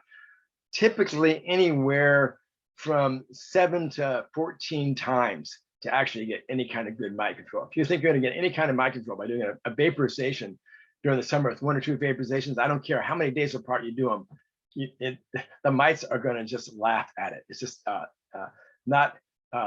during the breaks when the mice just come out and turn around and go back in and reproduce. So a great idea came out of Argentina, and that's to do an extended release oxalic acid. And that's what I'm working on now. Okay, hang on a second. I got to cover my butt here. Randy Oliver does not advocate or encourage the use of this treatment method without a permit. I have a pesticide research authorization from the state of California to do this. This is not an approved treatment now to use on your beehives. I'm working on trying with the EPA. I may even go work to become a registrant just to supply it to the bee industry, so to make it legal. But that's a whole other subject. So the Argentinians realized if you took cardboard strips and soaked them in a mixture of oxalic acid and glycerin, it would slowly release it onto the bee's body. And when I first found that out, I called Eric over. Eric, man, we found out something really good here. He takes a look at the hives and he goes, how many strips per hive, Dad? Well, to get good control, it took 8 strips per hive. He goes, let's see, 1,500 hives, 8 strips per hive. Putting them in one at a time, taking them out one at a time. He says, never going to work, Dad, for us. Come up with a simpler way. So I gave up on the cardboard strips at that point. I said, well, how about shop towels? The old commercial beekeepers standby. And yes, they did work. And then since then, we found out that Swedish sponges work even better than the shop towels. So we did experiment with the Swedish sponges at a different ratio of oxalic acid to glycerin than the Argentines use. They use a high glycerin ratio, which I found gives adverse effects to the bees in the brood. So we use a lower ratio, which is a lot easier to handle. It's not all slippery like the high glycerin ratio. We use a 1-to-1 formulation. We tested them in double deep hives during a honey flow. And I tried 1/2 of a sponge. And what we're looking for, the blue columns are starting mite counts, and the adjacent red column is your ending mite count. And you want to see all blue and too much red. So 1/2 sponge was not quite enough. But 2/2 sponges, look at here. Here's a starting mite count of 70 mites in a 1/2 cup of bees. And by the end of the trial, it had gone to, notice the distinct lack of red, went to 0. This one started with 40 mites in 1/2 cup bees, went to 0. This one here, 40 or almost 50 mites down here. A lot of these very high mite hives going down to 0 or close to it. Amazing. So the 2/2 sponges worked pretty well. But I was still curious why some did not work well. We'll get back to that. So then the question was, well, how did it affect the brood? I'll let you guys look at this. Here's a 2/2 sponge treatment. You can look at the brood. You tell me how it affected the brood. We don't see any impact on colony buildup.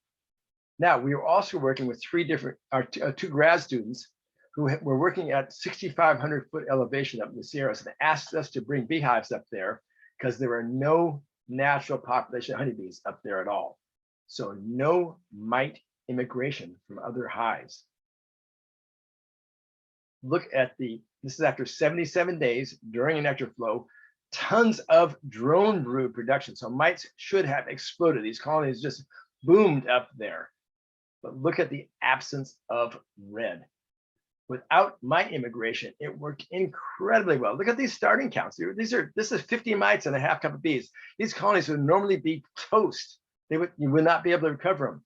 They not only recovered, they put on the honey crops and wound up with no mites.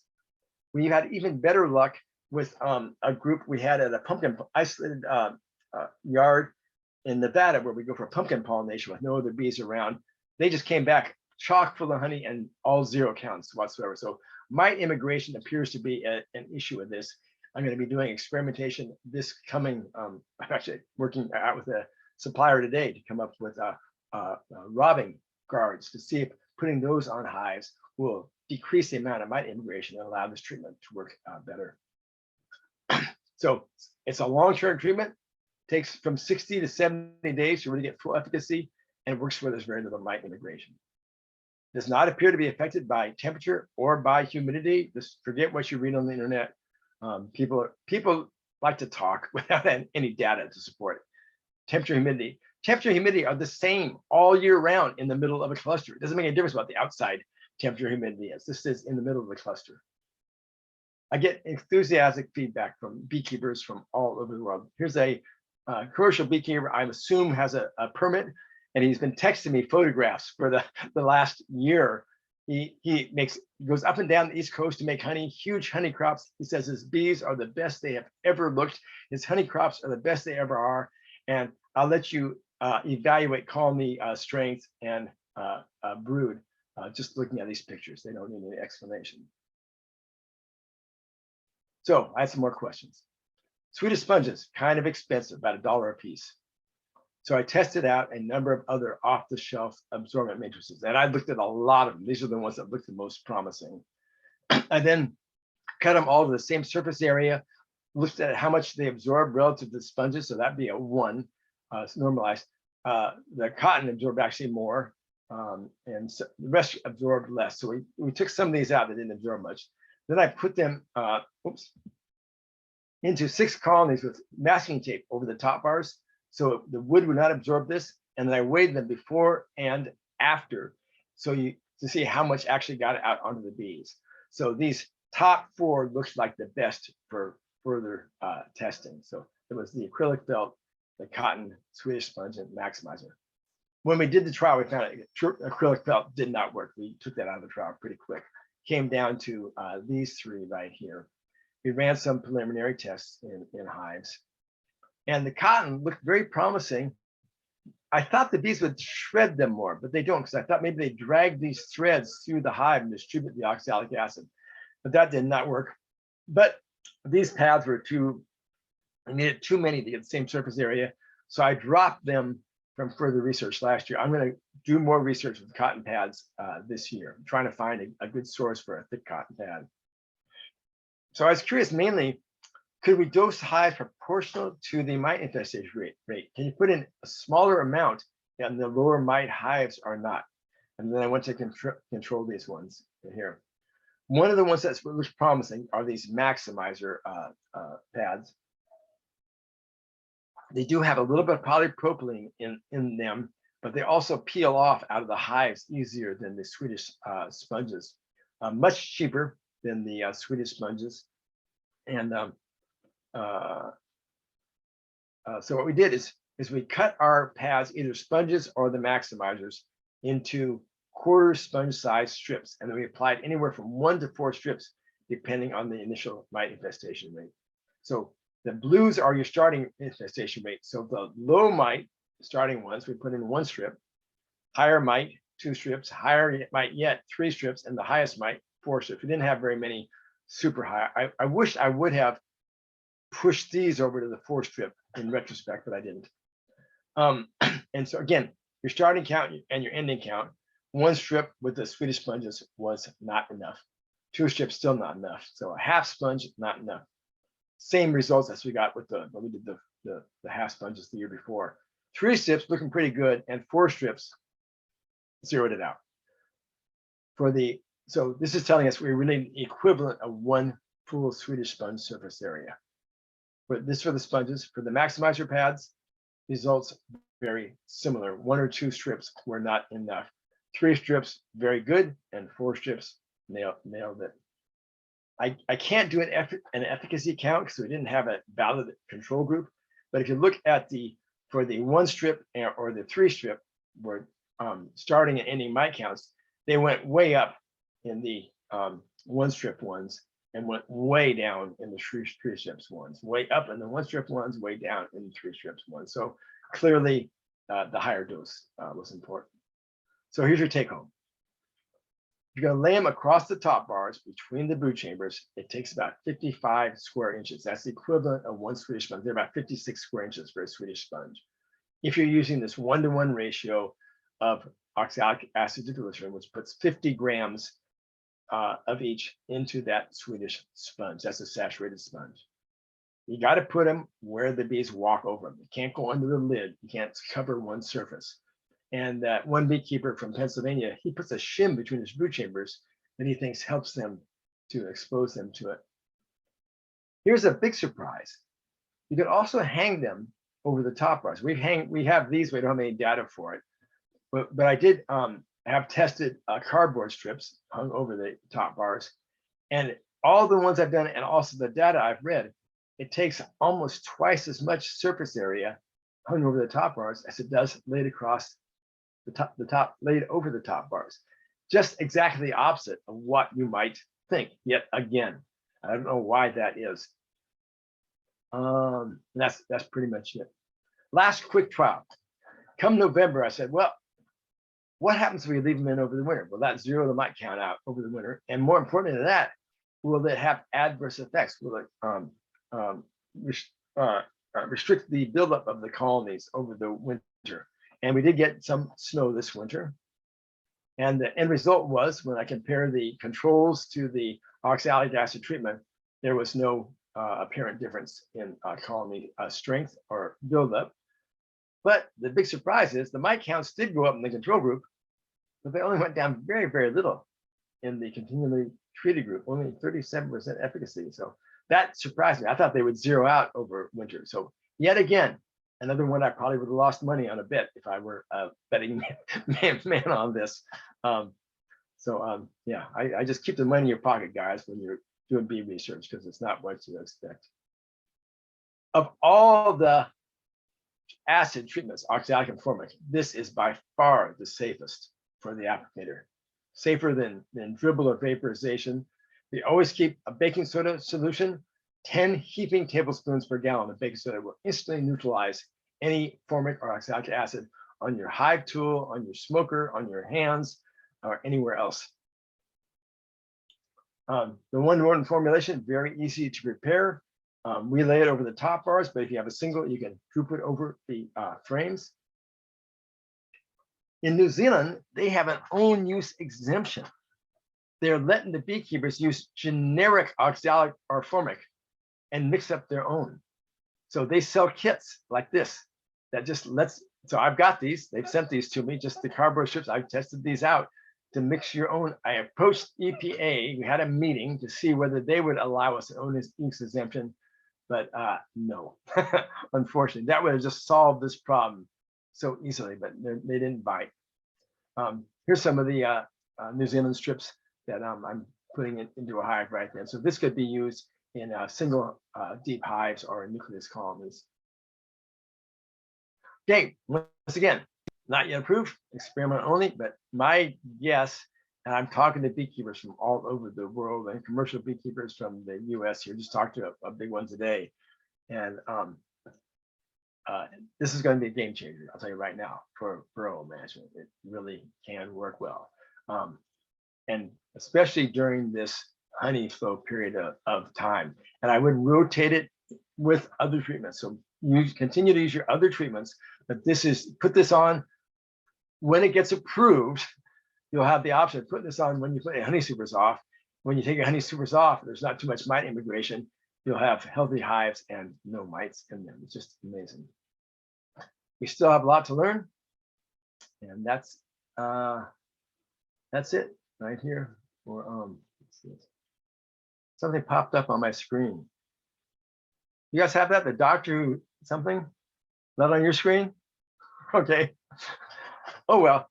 I love Zoom. Stuff just pops up. I have no idea. I'm open for questions, guys. Let's see. Oh, let me turn the light on so you can see my face.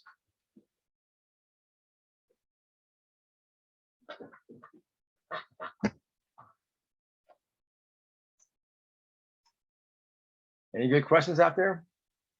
Yeah, you want to read them?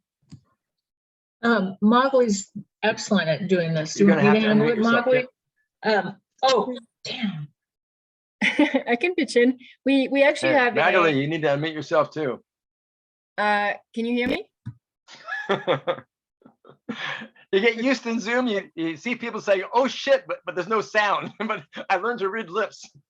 Oh gosh, it is a classic. We actually have No, I still can't hear you. So I can hear you, Mowgli, so it must be on Randy's side. okay. Did I hit? Maybe I turned myself off. Oh, I turned mine off. Sorry.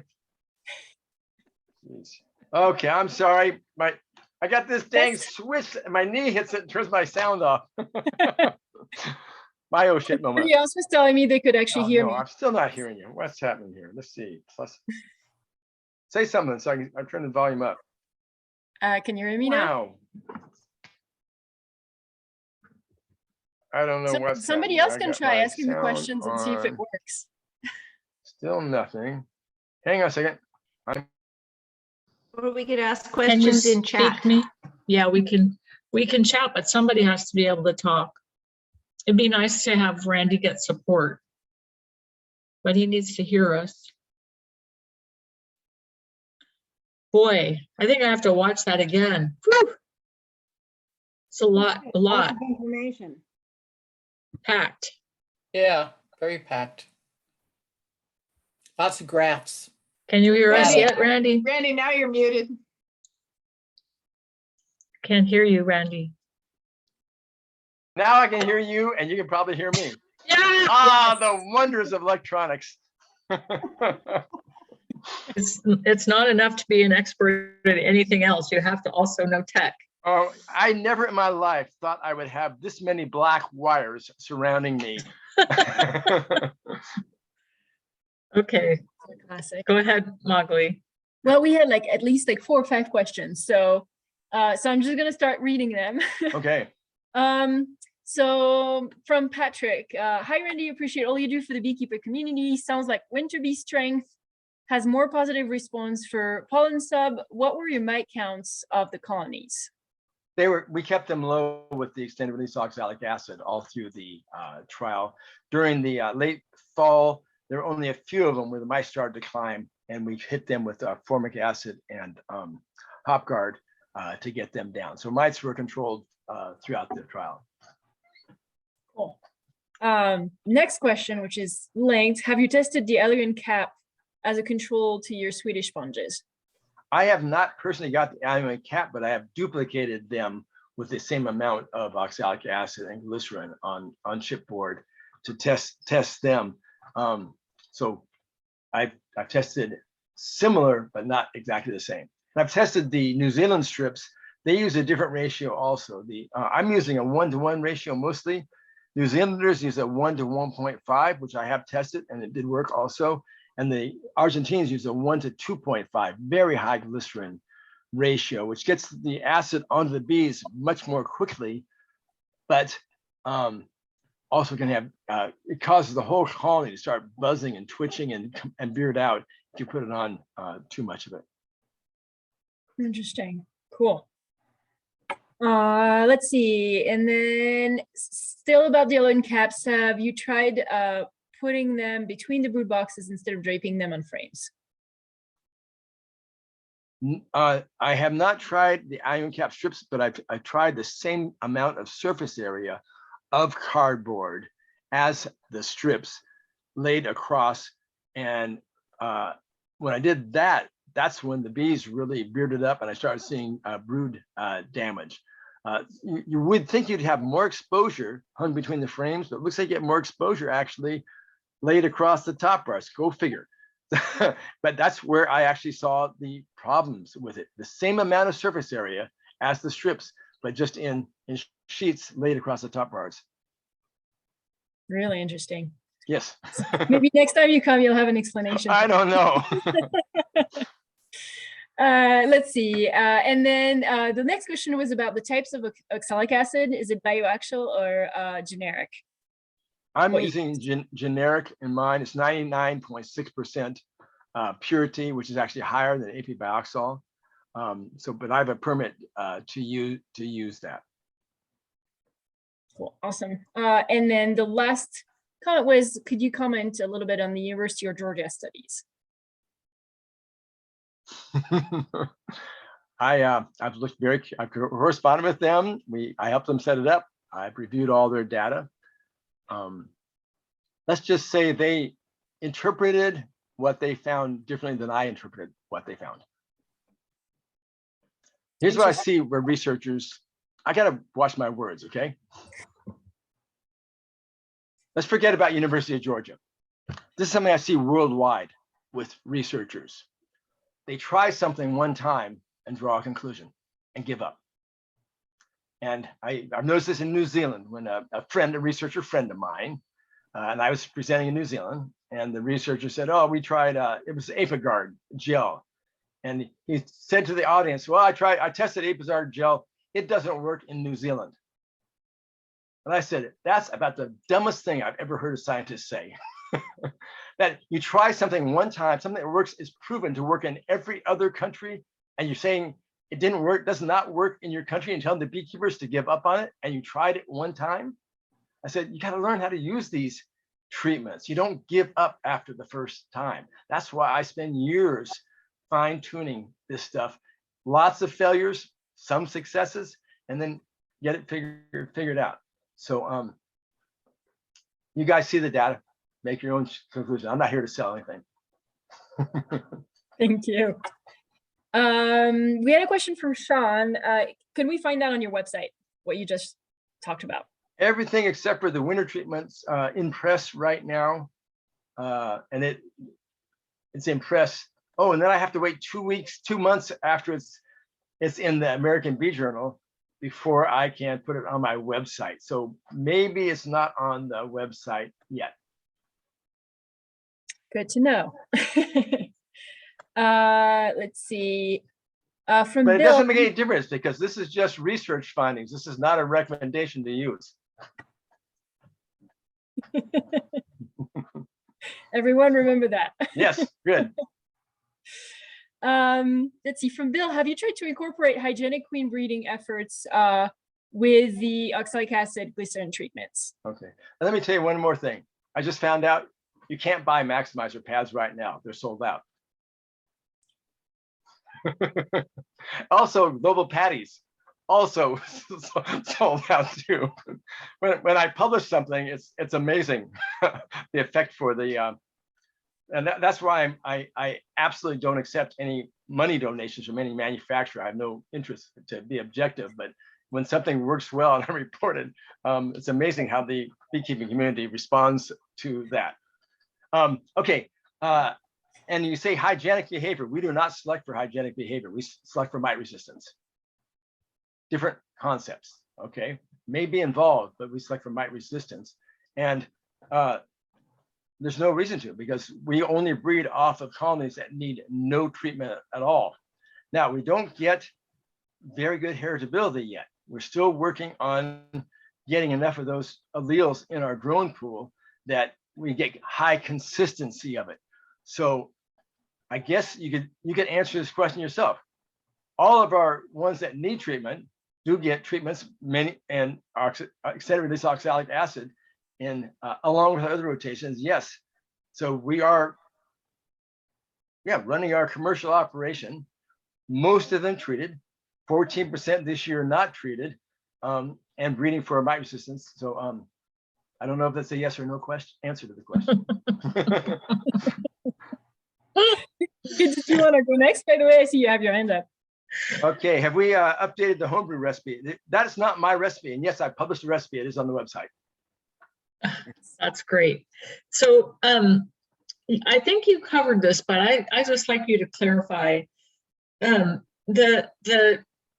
kind of the word on the street is that oxalic acid builds up and crystallizes in the bees and affects their health. And are you talking about that perhaps being the result when you use it too much? Like you're talking about the cardboard strips between the frames and how they beard out and you see it affecting the brood? Or, you know, when you use... Let me ask you a question first. Somebody's saying it crystallizes in the bees? That there's research that there is a buildup of oxalic acid that happens in the bee tissues. When you use it repetitively, there is concern about doing that.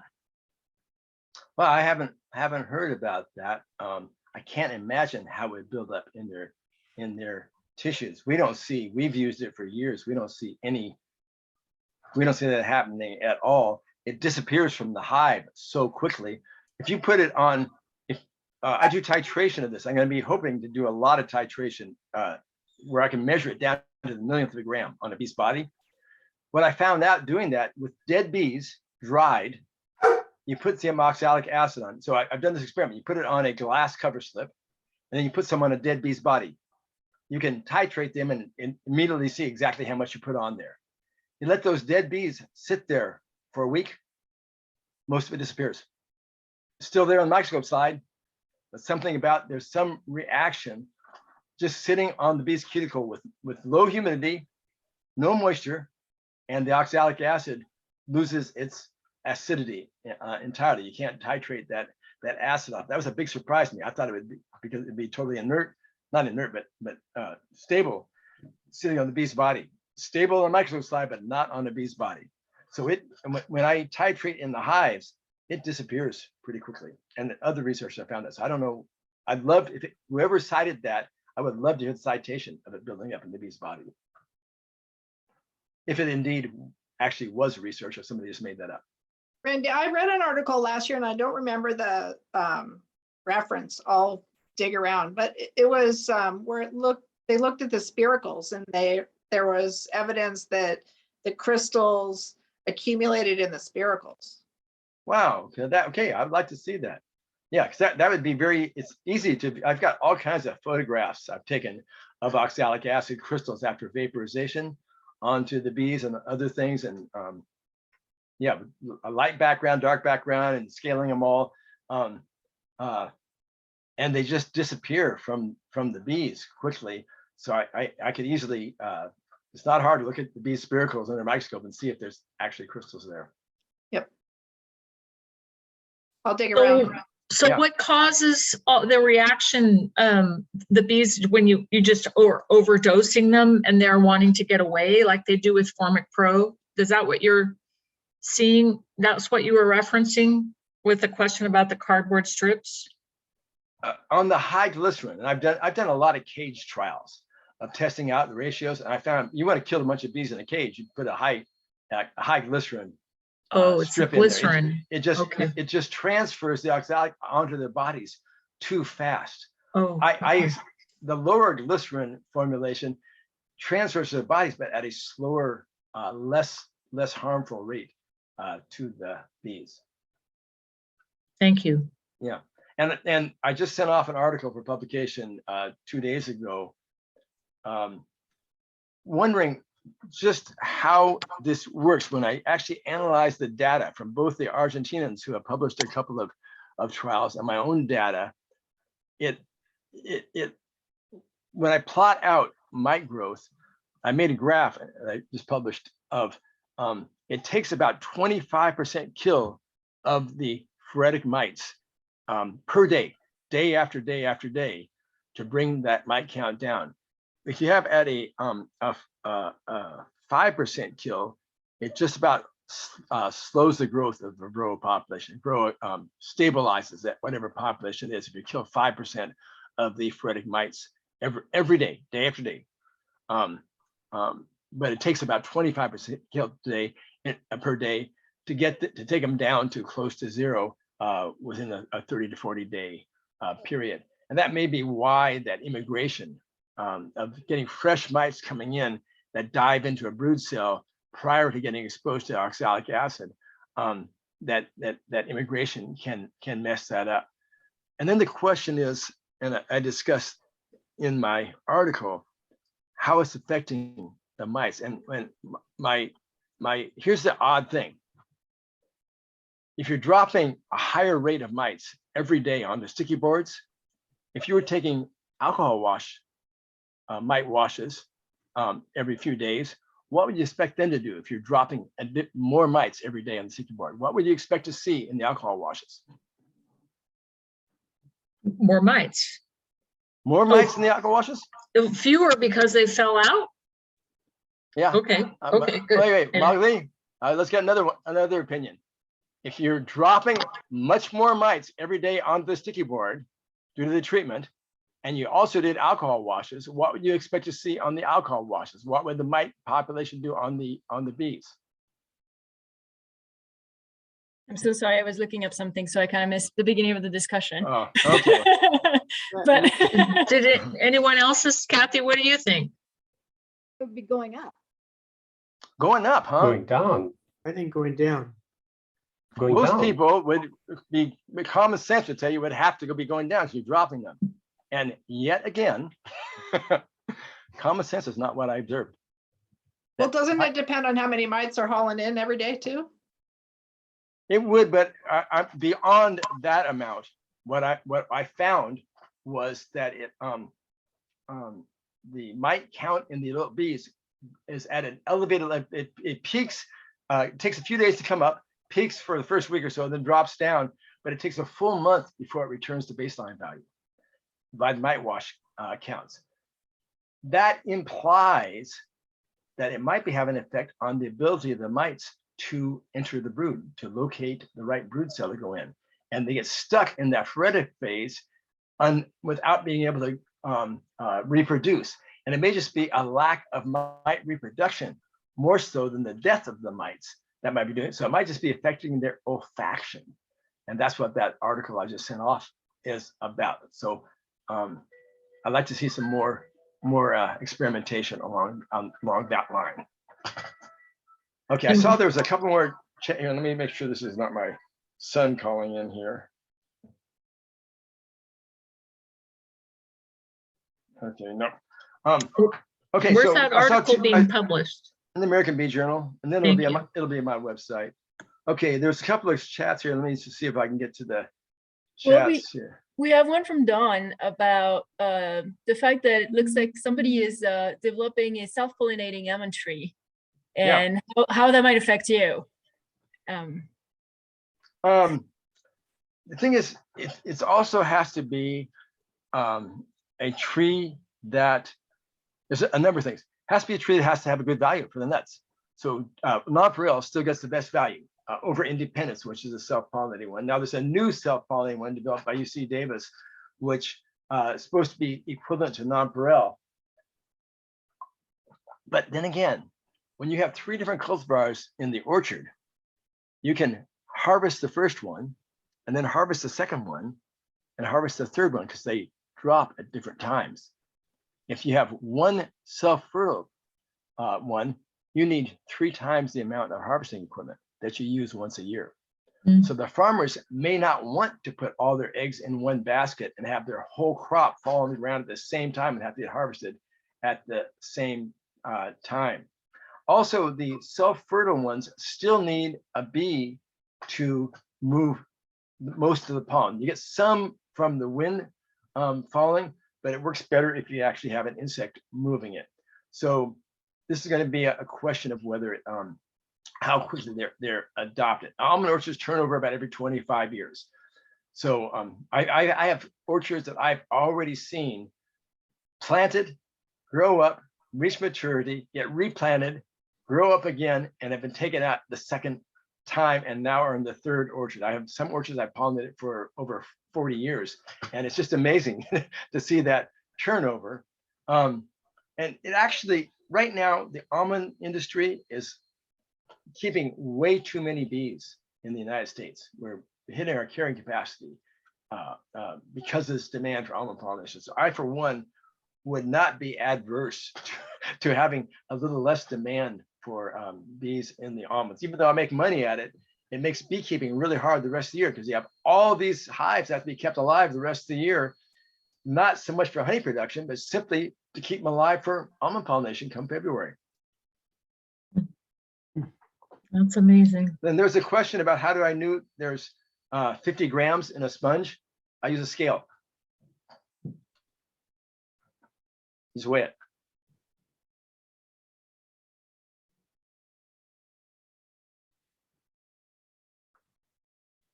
We can open up questions to other topics. Randy said he's ready to be spontaneous if somebody wants to talk about something else. Right, Randy? Yeah.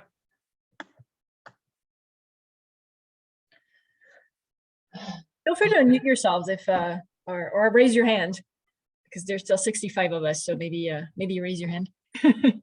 Okay, can anybody get a permit to collaborate? I have people calling me from all other states and going through the permitting process with their own state lead agency.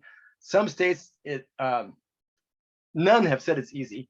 Some it's really hard. Some the state has no idea how to do it. They go to EPA, then I get a call from EPA, which then goes to people I'm working with. Anyways, that may be difficult. I can tell you right now, it's totally legal to apply oxalic acid to your hive as long as you're not doing it for mite control. So it's your thought bubble that counts. If you're not trying to control mites, you can bleach your top bars all you want, and that's completely legal. That's only illegal if you're trying to do it for mite control. So like even my guy from California Department Regulation, we were talking about the research I'm doing. He says, wait, you don't have a permit to do that. And I said, I don't need a permit to do that because I'm not doing that one. I'm tracking it on the bees, but mite control is not what I'm doing. So I don't need a permit. He goes, oh, you're right. So as long as you're not intentionally applying it to kill varroa mites, it's legal.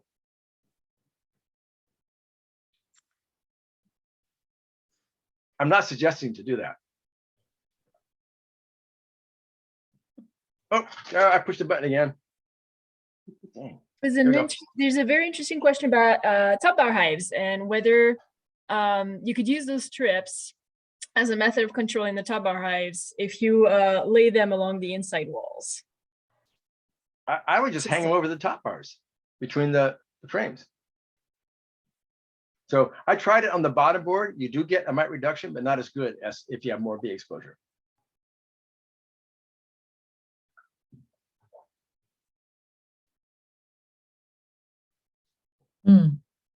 Just a thought, could the pads work near the entryway where the foragers are moving back and forth, or is it mostly controlling on the nurse bees? Well, most of the mites are on the nurse bees. So I would make an educated guess it's mostly on nurse bees. When I laid it just on the bottom board where the bees come in and walk over it, I got some mite control, but not as good as when it's up on the top bars.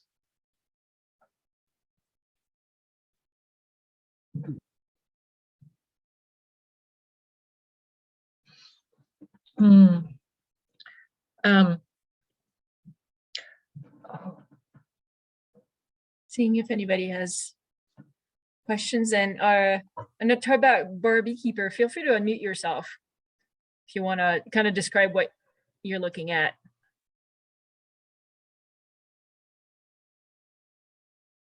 Okay, Peter Nolte just asked about best treatment to prevent mite immigration in the fall. That's a tough one. Like down in the Bay Area, there's so many treatment-free beekeepers. People are having to treat every single week just to deal with the mite immigration from all their high mite hives. I imagine that may be the case up around Seattle and stuff too, from people not managing their mites. So the extended release oxalic acid won't do it. You may just have to do a formic or a thymol or something treatment. Thymol, unfortunately, at that time of year, you want to be rearing brood, and that does not, thymol suppresses brood rearing. So Formic has a very short-term effect, so that's a possibility. Well, I just missed that. Did you read that last chat? I didn't have time to read it.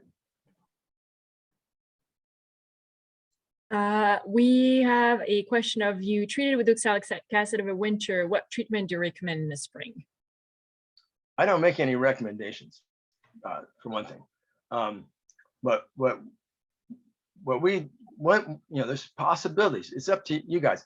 An induced brood break in the spring, so you can control swarming, requeen your colony, and take care of mites all in one fell swoop by simply taking your hive, sorting out the frames of sealed brood, putting them all into one hive with the old queen, with the queen cell, and all the open brood and rest of frames with the old queen. You dribble that one immediately, and you dribble the one with the new queen at 18 days, and now you've prevented swarming. You can requeen, combine them back together, and you control varroa all in just a few minutes for pennies.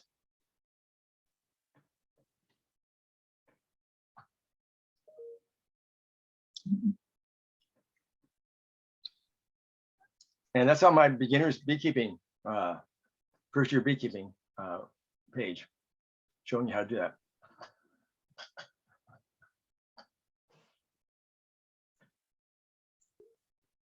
I've been talking a lot about oxalic, and I've heard it recommended various places to kind of rotate through different types of mite treatments so that you don't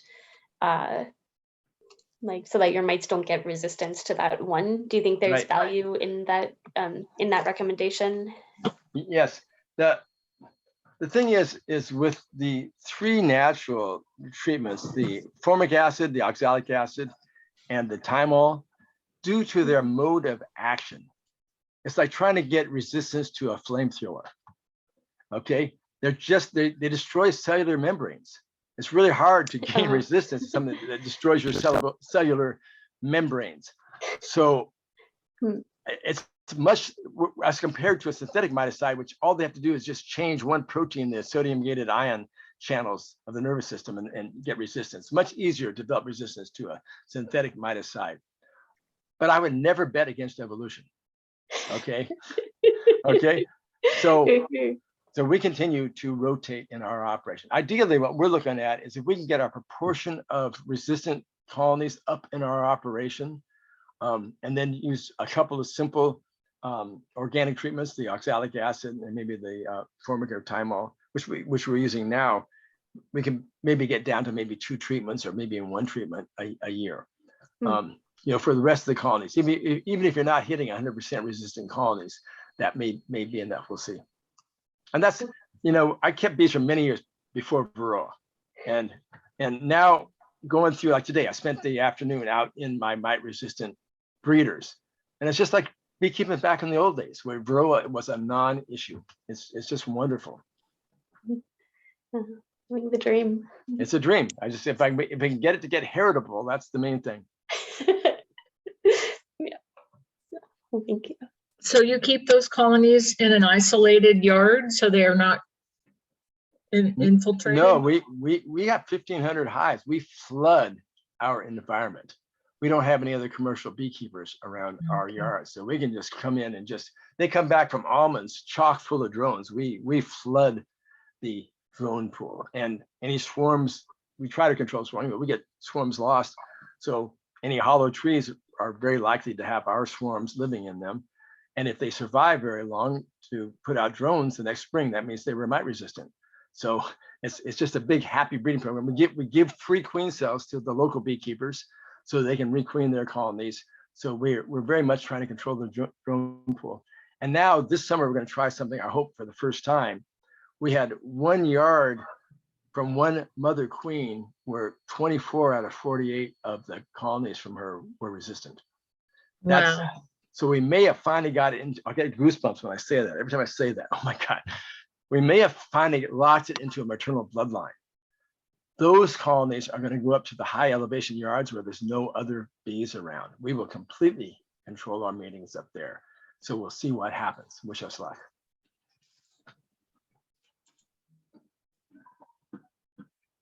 That's awesome.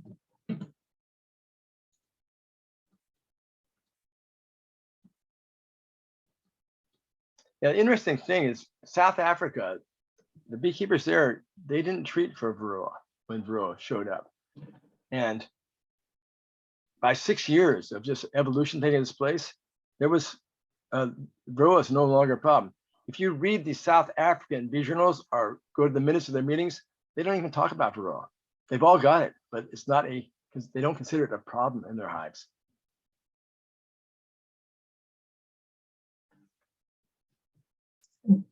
I can't imagine we would ever allow us to get there because they allowed natural selection really to survive because they Right. can treat. Yeah. Yep. And they had a much more diverse gene pool there. And the answer to that pollen sub question, yeah, that's what I'm going to work on this year. I got one researcher who's going to do some observation hive studies at the university. I want to see if to have him put the pollen sub at various distances from the nurse bees and then monitor the amount of jelly that is, it encourages the nurses to place around the young larvae. So, and then I'll try some field trials myself.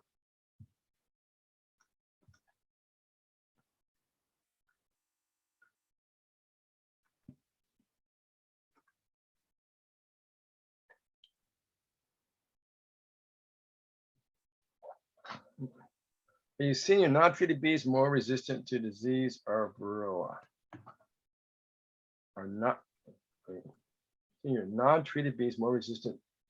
Yeah, they're well. We don't treat them if they are resistant to varroa. So it's not the lack of treatment; it's that they're handling the varroa, so we don't treat them. As far as disease, yeah,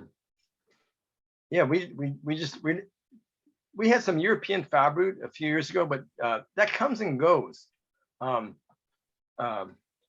These pathogens, it's called the Red Queen hypothesis, that evolution has to constantly, the host has to be running continually because the parasites are, which viruses and bacteria are parasites, are continually evolving. So just like with the Omicron variant and the Delta variant, this happens all the time in nature. This has been happening with deforming virus.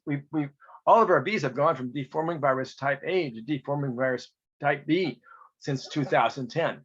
Okay, so it's just like a variant of Omicron, of COVID coming through. Same with the European fab brood and same with chalk brood. A different variant evolves and then the bees just get slaughtered by it for a couple of years. And then they can do what's called transgenerational immune inheritance. And this apparently is via the jelly of the nurses. And the nurses can transmit this inheritance, this immune inheritance, to the offspring then. So this is faster than doing it via genetic changes. It's transgenerational through the jelly.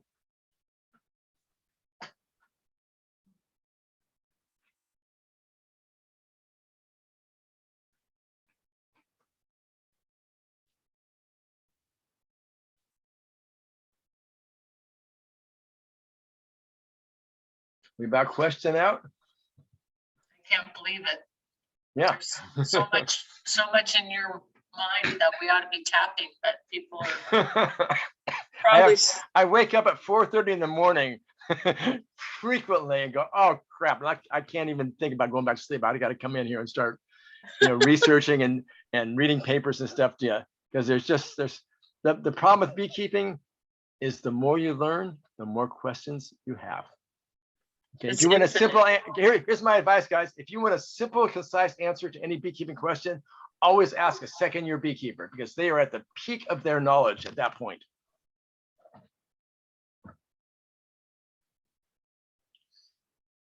Do you recommend a certain, I shouldn't say, you say you don't recommend, but a breed of bees? It seems like there's popularity among specific breeds. Oh yeah, the grass is always greener on the other side of the fence. So we tried that and we finally went back to just old school. We just keep breeding off our own stock, select for the best from our own stock, adapted not only to our environment, but to our management plan. So we're in an environment, but we make our money from almond pollination and nuke sales. So we breed for colonies that not only survive in our environment, but do well under our management plan with supplemental feeding in the fall of pollen sub and treatment for Varroa. We're trying to breed away from needing to treat for Varroa, but that's part of our management. So if you want to breed for maximum honey production in the Midwest, you breed for a different kind of bees. One for bees up in Canada survive the winter well, you breed for a different bee. So when you talk about locally adapted stock, it's not just locally adapted to the environment, it's locally adapted to your own specific management. Yep, that's cool. That's true. And some people breed for color. So if you just love having yellow bees or you love having black bees, have at it. we don't even look at color. We got every color of the rainbow in our queens. I would steer away from black because I can never find her. But other than that, they're all beautiful. I saw a queen today that was a dark, even brown that was just so beautiful. Huge abdomen and just a brown that I haven't seen that shade before. I go, oh my God, that is one beautiful queen. Yeah. And then you know, going through our potential breeders, others are just pure yellow. You know, some have the bands across. So we get that's actually, for me, indicates that we have enough genetic diversity in our stock because our breeder queens are every color of the rainbow. That's awesome, I think. Well, it's wonderful to get to talk with you, and can't say enough about how special your work is to our community. You know, we don't have an apiary, a Washington State apiarist. Oh, really? And yeah, no, there hasn't been one for many years. Oh, wow. And so we really, I mean, when it comes down to it, we're really looking to you for a lot of information. And we talk about your research and what's going on your site and how that we quote pages to look at. And so, you know, you're really a prevalent piece of our hobbies. Well, thank you very much. I'll tell you right now, what impresses me is I have like a nun from Slovenia says, hey, you're the #1 source of beekeeping information in Slovenia. You know, I was just keynote speaker in Sweden, Austria, and Norway. Wow. Yeah, how weird is that? How is, you know, it puts a real responsibility on me. See how I cover my words? I make sure I'm very careful because a lot of beekeepers who make their families depend upon success of beekeeping in these other countries, they count on me to give them the accurate information. That's quite a responsibility. Yeah, well, you wear it well. Well, thank you. That's for sure. I do have one last question, if you're willing to take it, from Laura, about what do you think would happen if you take your mite-resistant colonies and you place them in an environment that's less controlled? Some would survive. The mite-resistant ones would do fine, but their daughter colonies might not yet because we haven't locked it in to full heritability. So we're getting a higher. We started with 0.2% 5 years ago.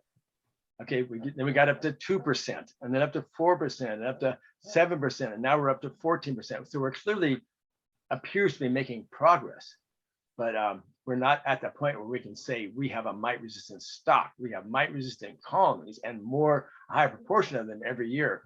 But this is very, you know, out of 1,500 hives, we choose 25 to breed from each year. Okay, so that's very strong selective pressure for resistance. Nice, thank you. You bet. A question on your treatment-free yard. Are you running those hives? Are they full-size hives or are they nuke-sized? We don't have a treatment-free yard. We have 1,500 hives in 55 different yards. And we take them all to almond pollination. They're mixed in with everything else then? They're not mixed in. All the hives are out there, and we might wash every single hive in the operation. Those that exhibit resistance don't get a treatment. And then we check them again in a month and we don't treat them. The rest of the yard will get treated, but they don't get any special attention at all, the resistant hives. No, that's great. That's what you want. Because I run into this a lot with treatment-free yards where they're running bunch of nukes and they keep cycling nukes, and they're essentially creating continuous brood breaks, and they think they're treatment free, and Right. it's really not. Yeah. And then what happens, these people, like somebody says, well, I started with 2 hives, in the last 3 years, I've worked up to 150 hives. And I say, well, bro, hasn't caught up with you yet. Wait till you stop expanding. And then go boom. Yep. Yeah.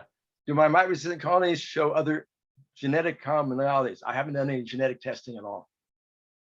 And like I say, they're every color of the rainbow on them. And the queens look very different. Like today, there were some queens that were huge and fat and some queens that were smaller queens, not impressive looking.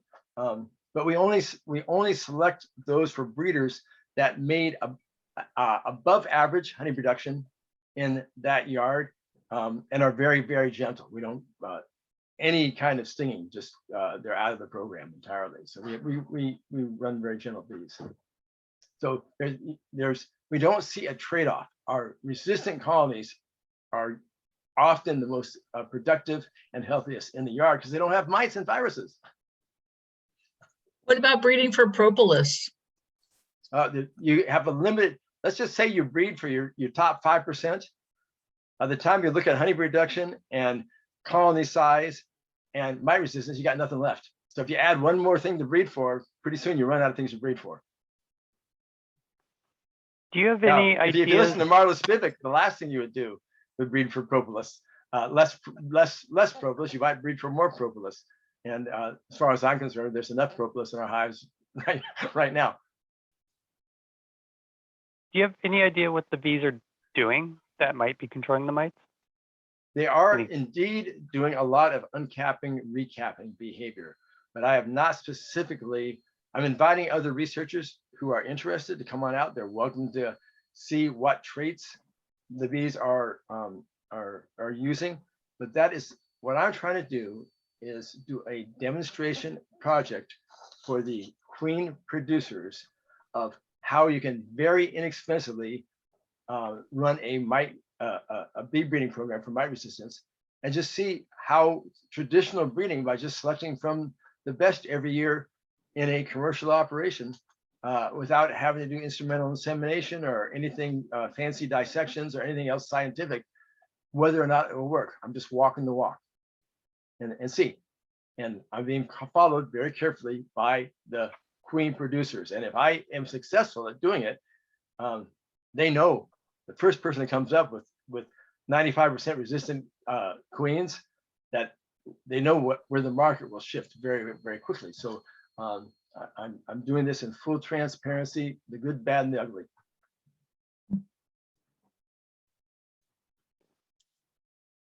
It's big. Great. Yeah. Yeah, it's the future. I mean, eventually that's where we're going to go. We know we're going to eventually all be keeping. We may not be alive, but somebody's going to be keeping in the future all mite resistant bees. I'd like to do it sooner. I like to do it before I die. So we're working hard at it.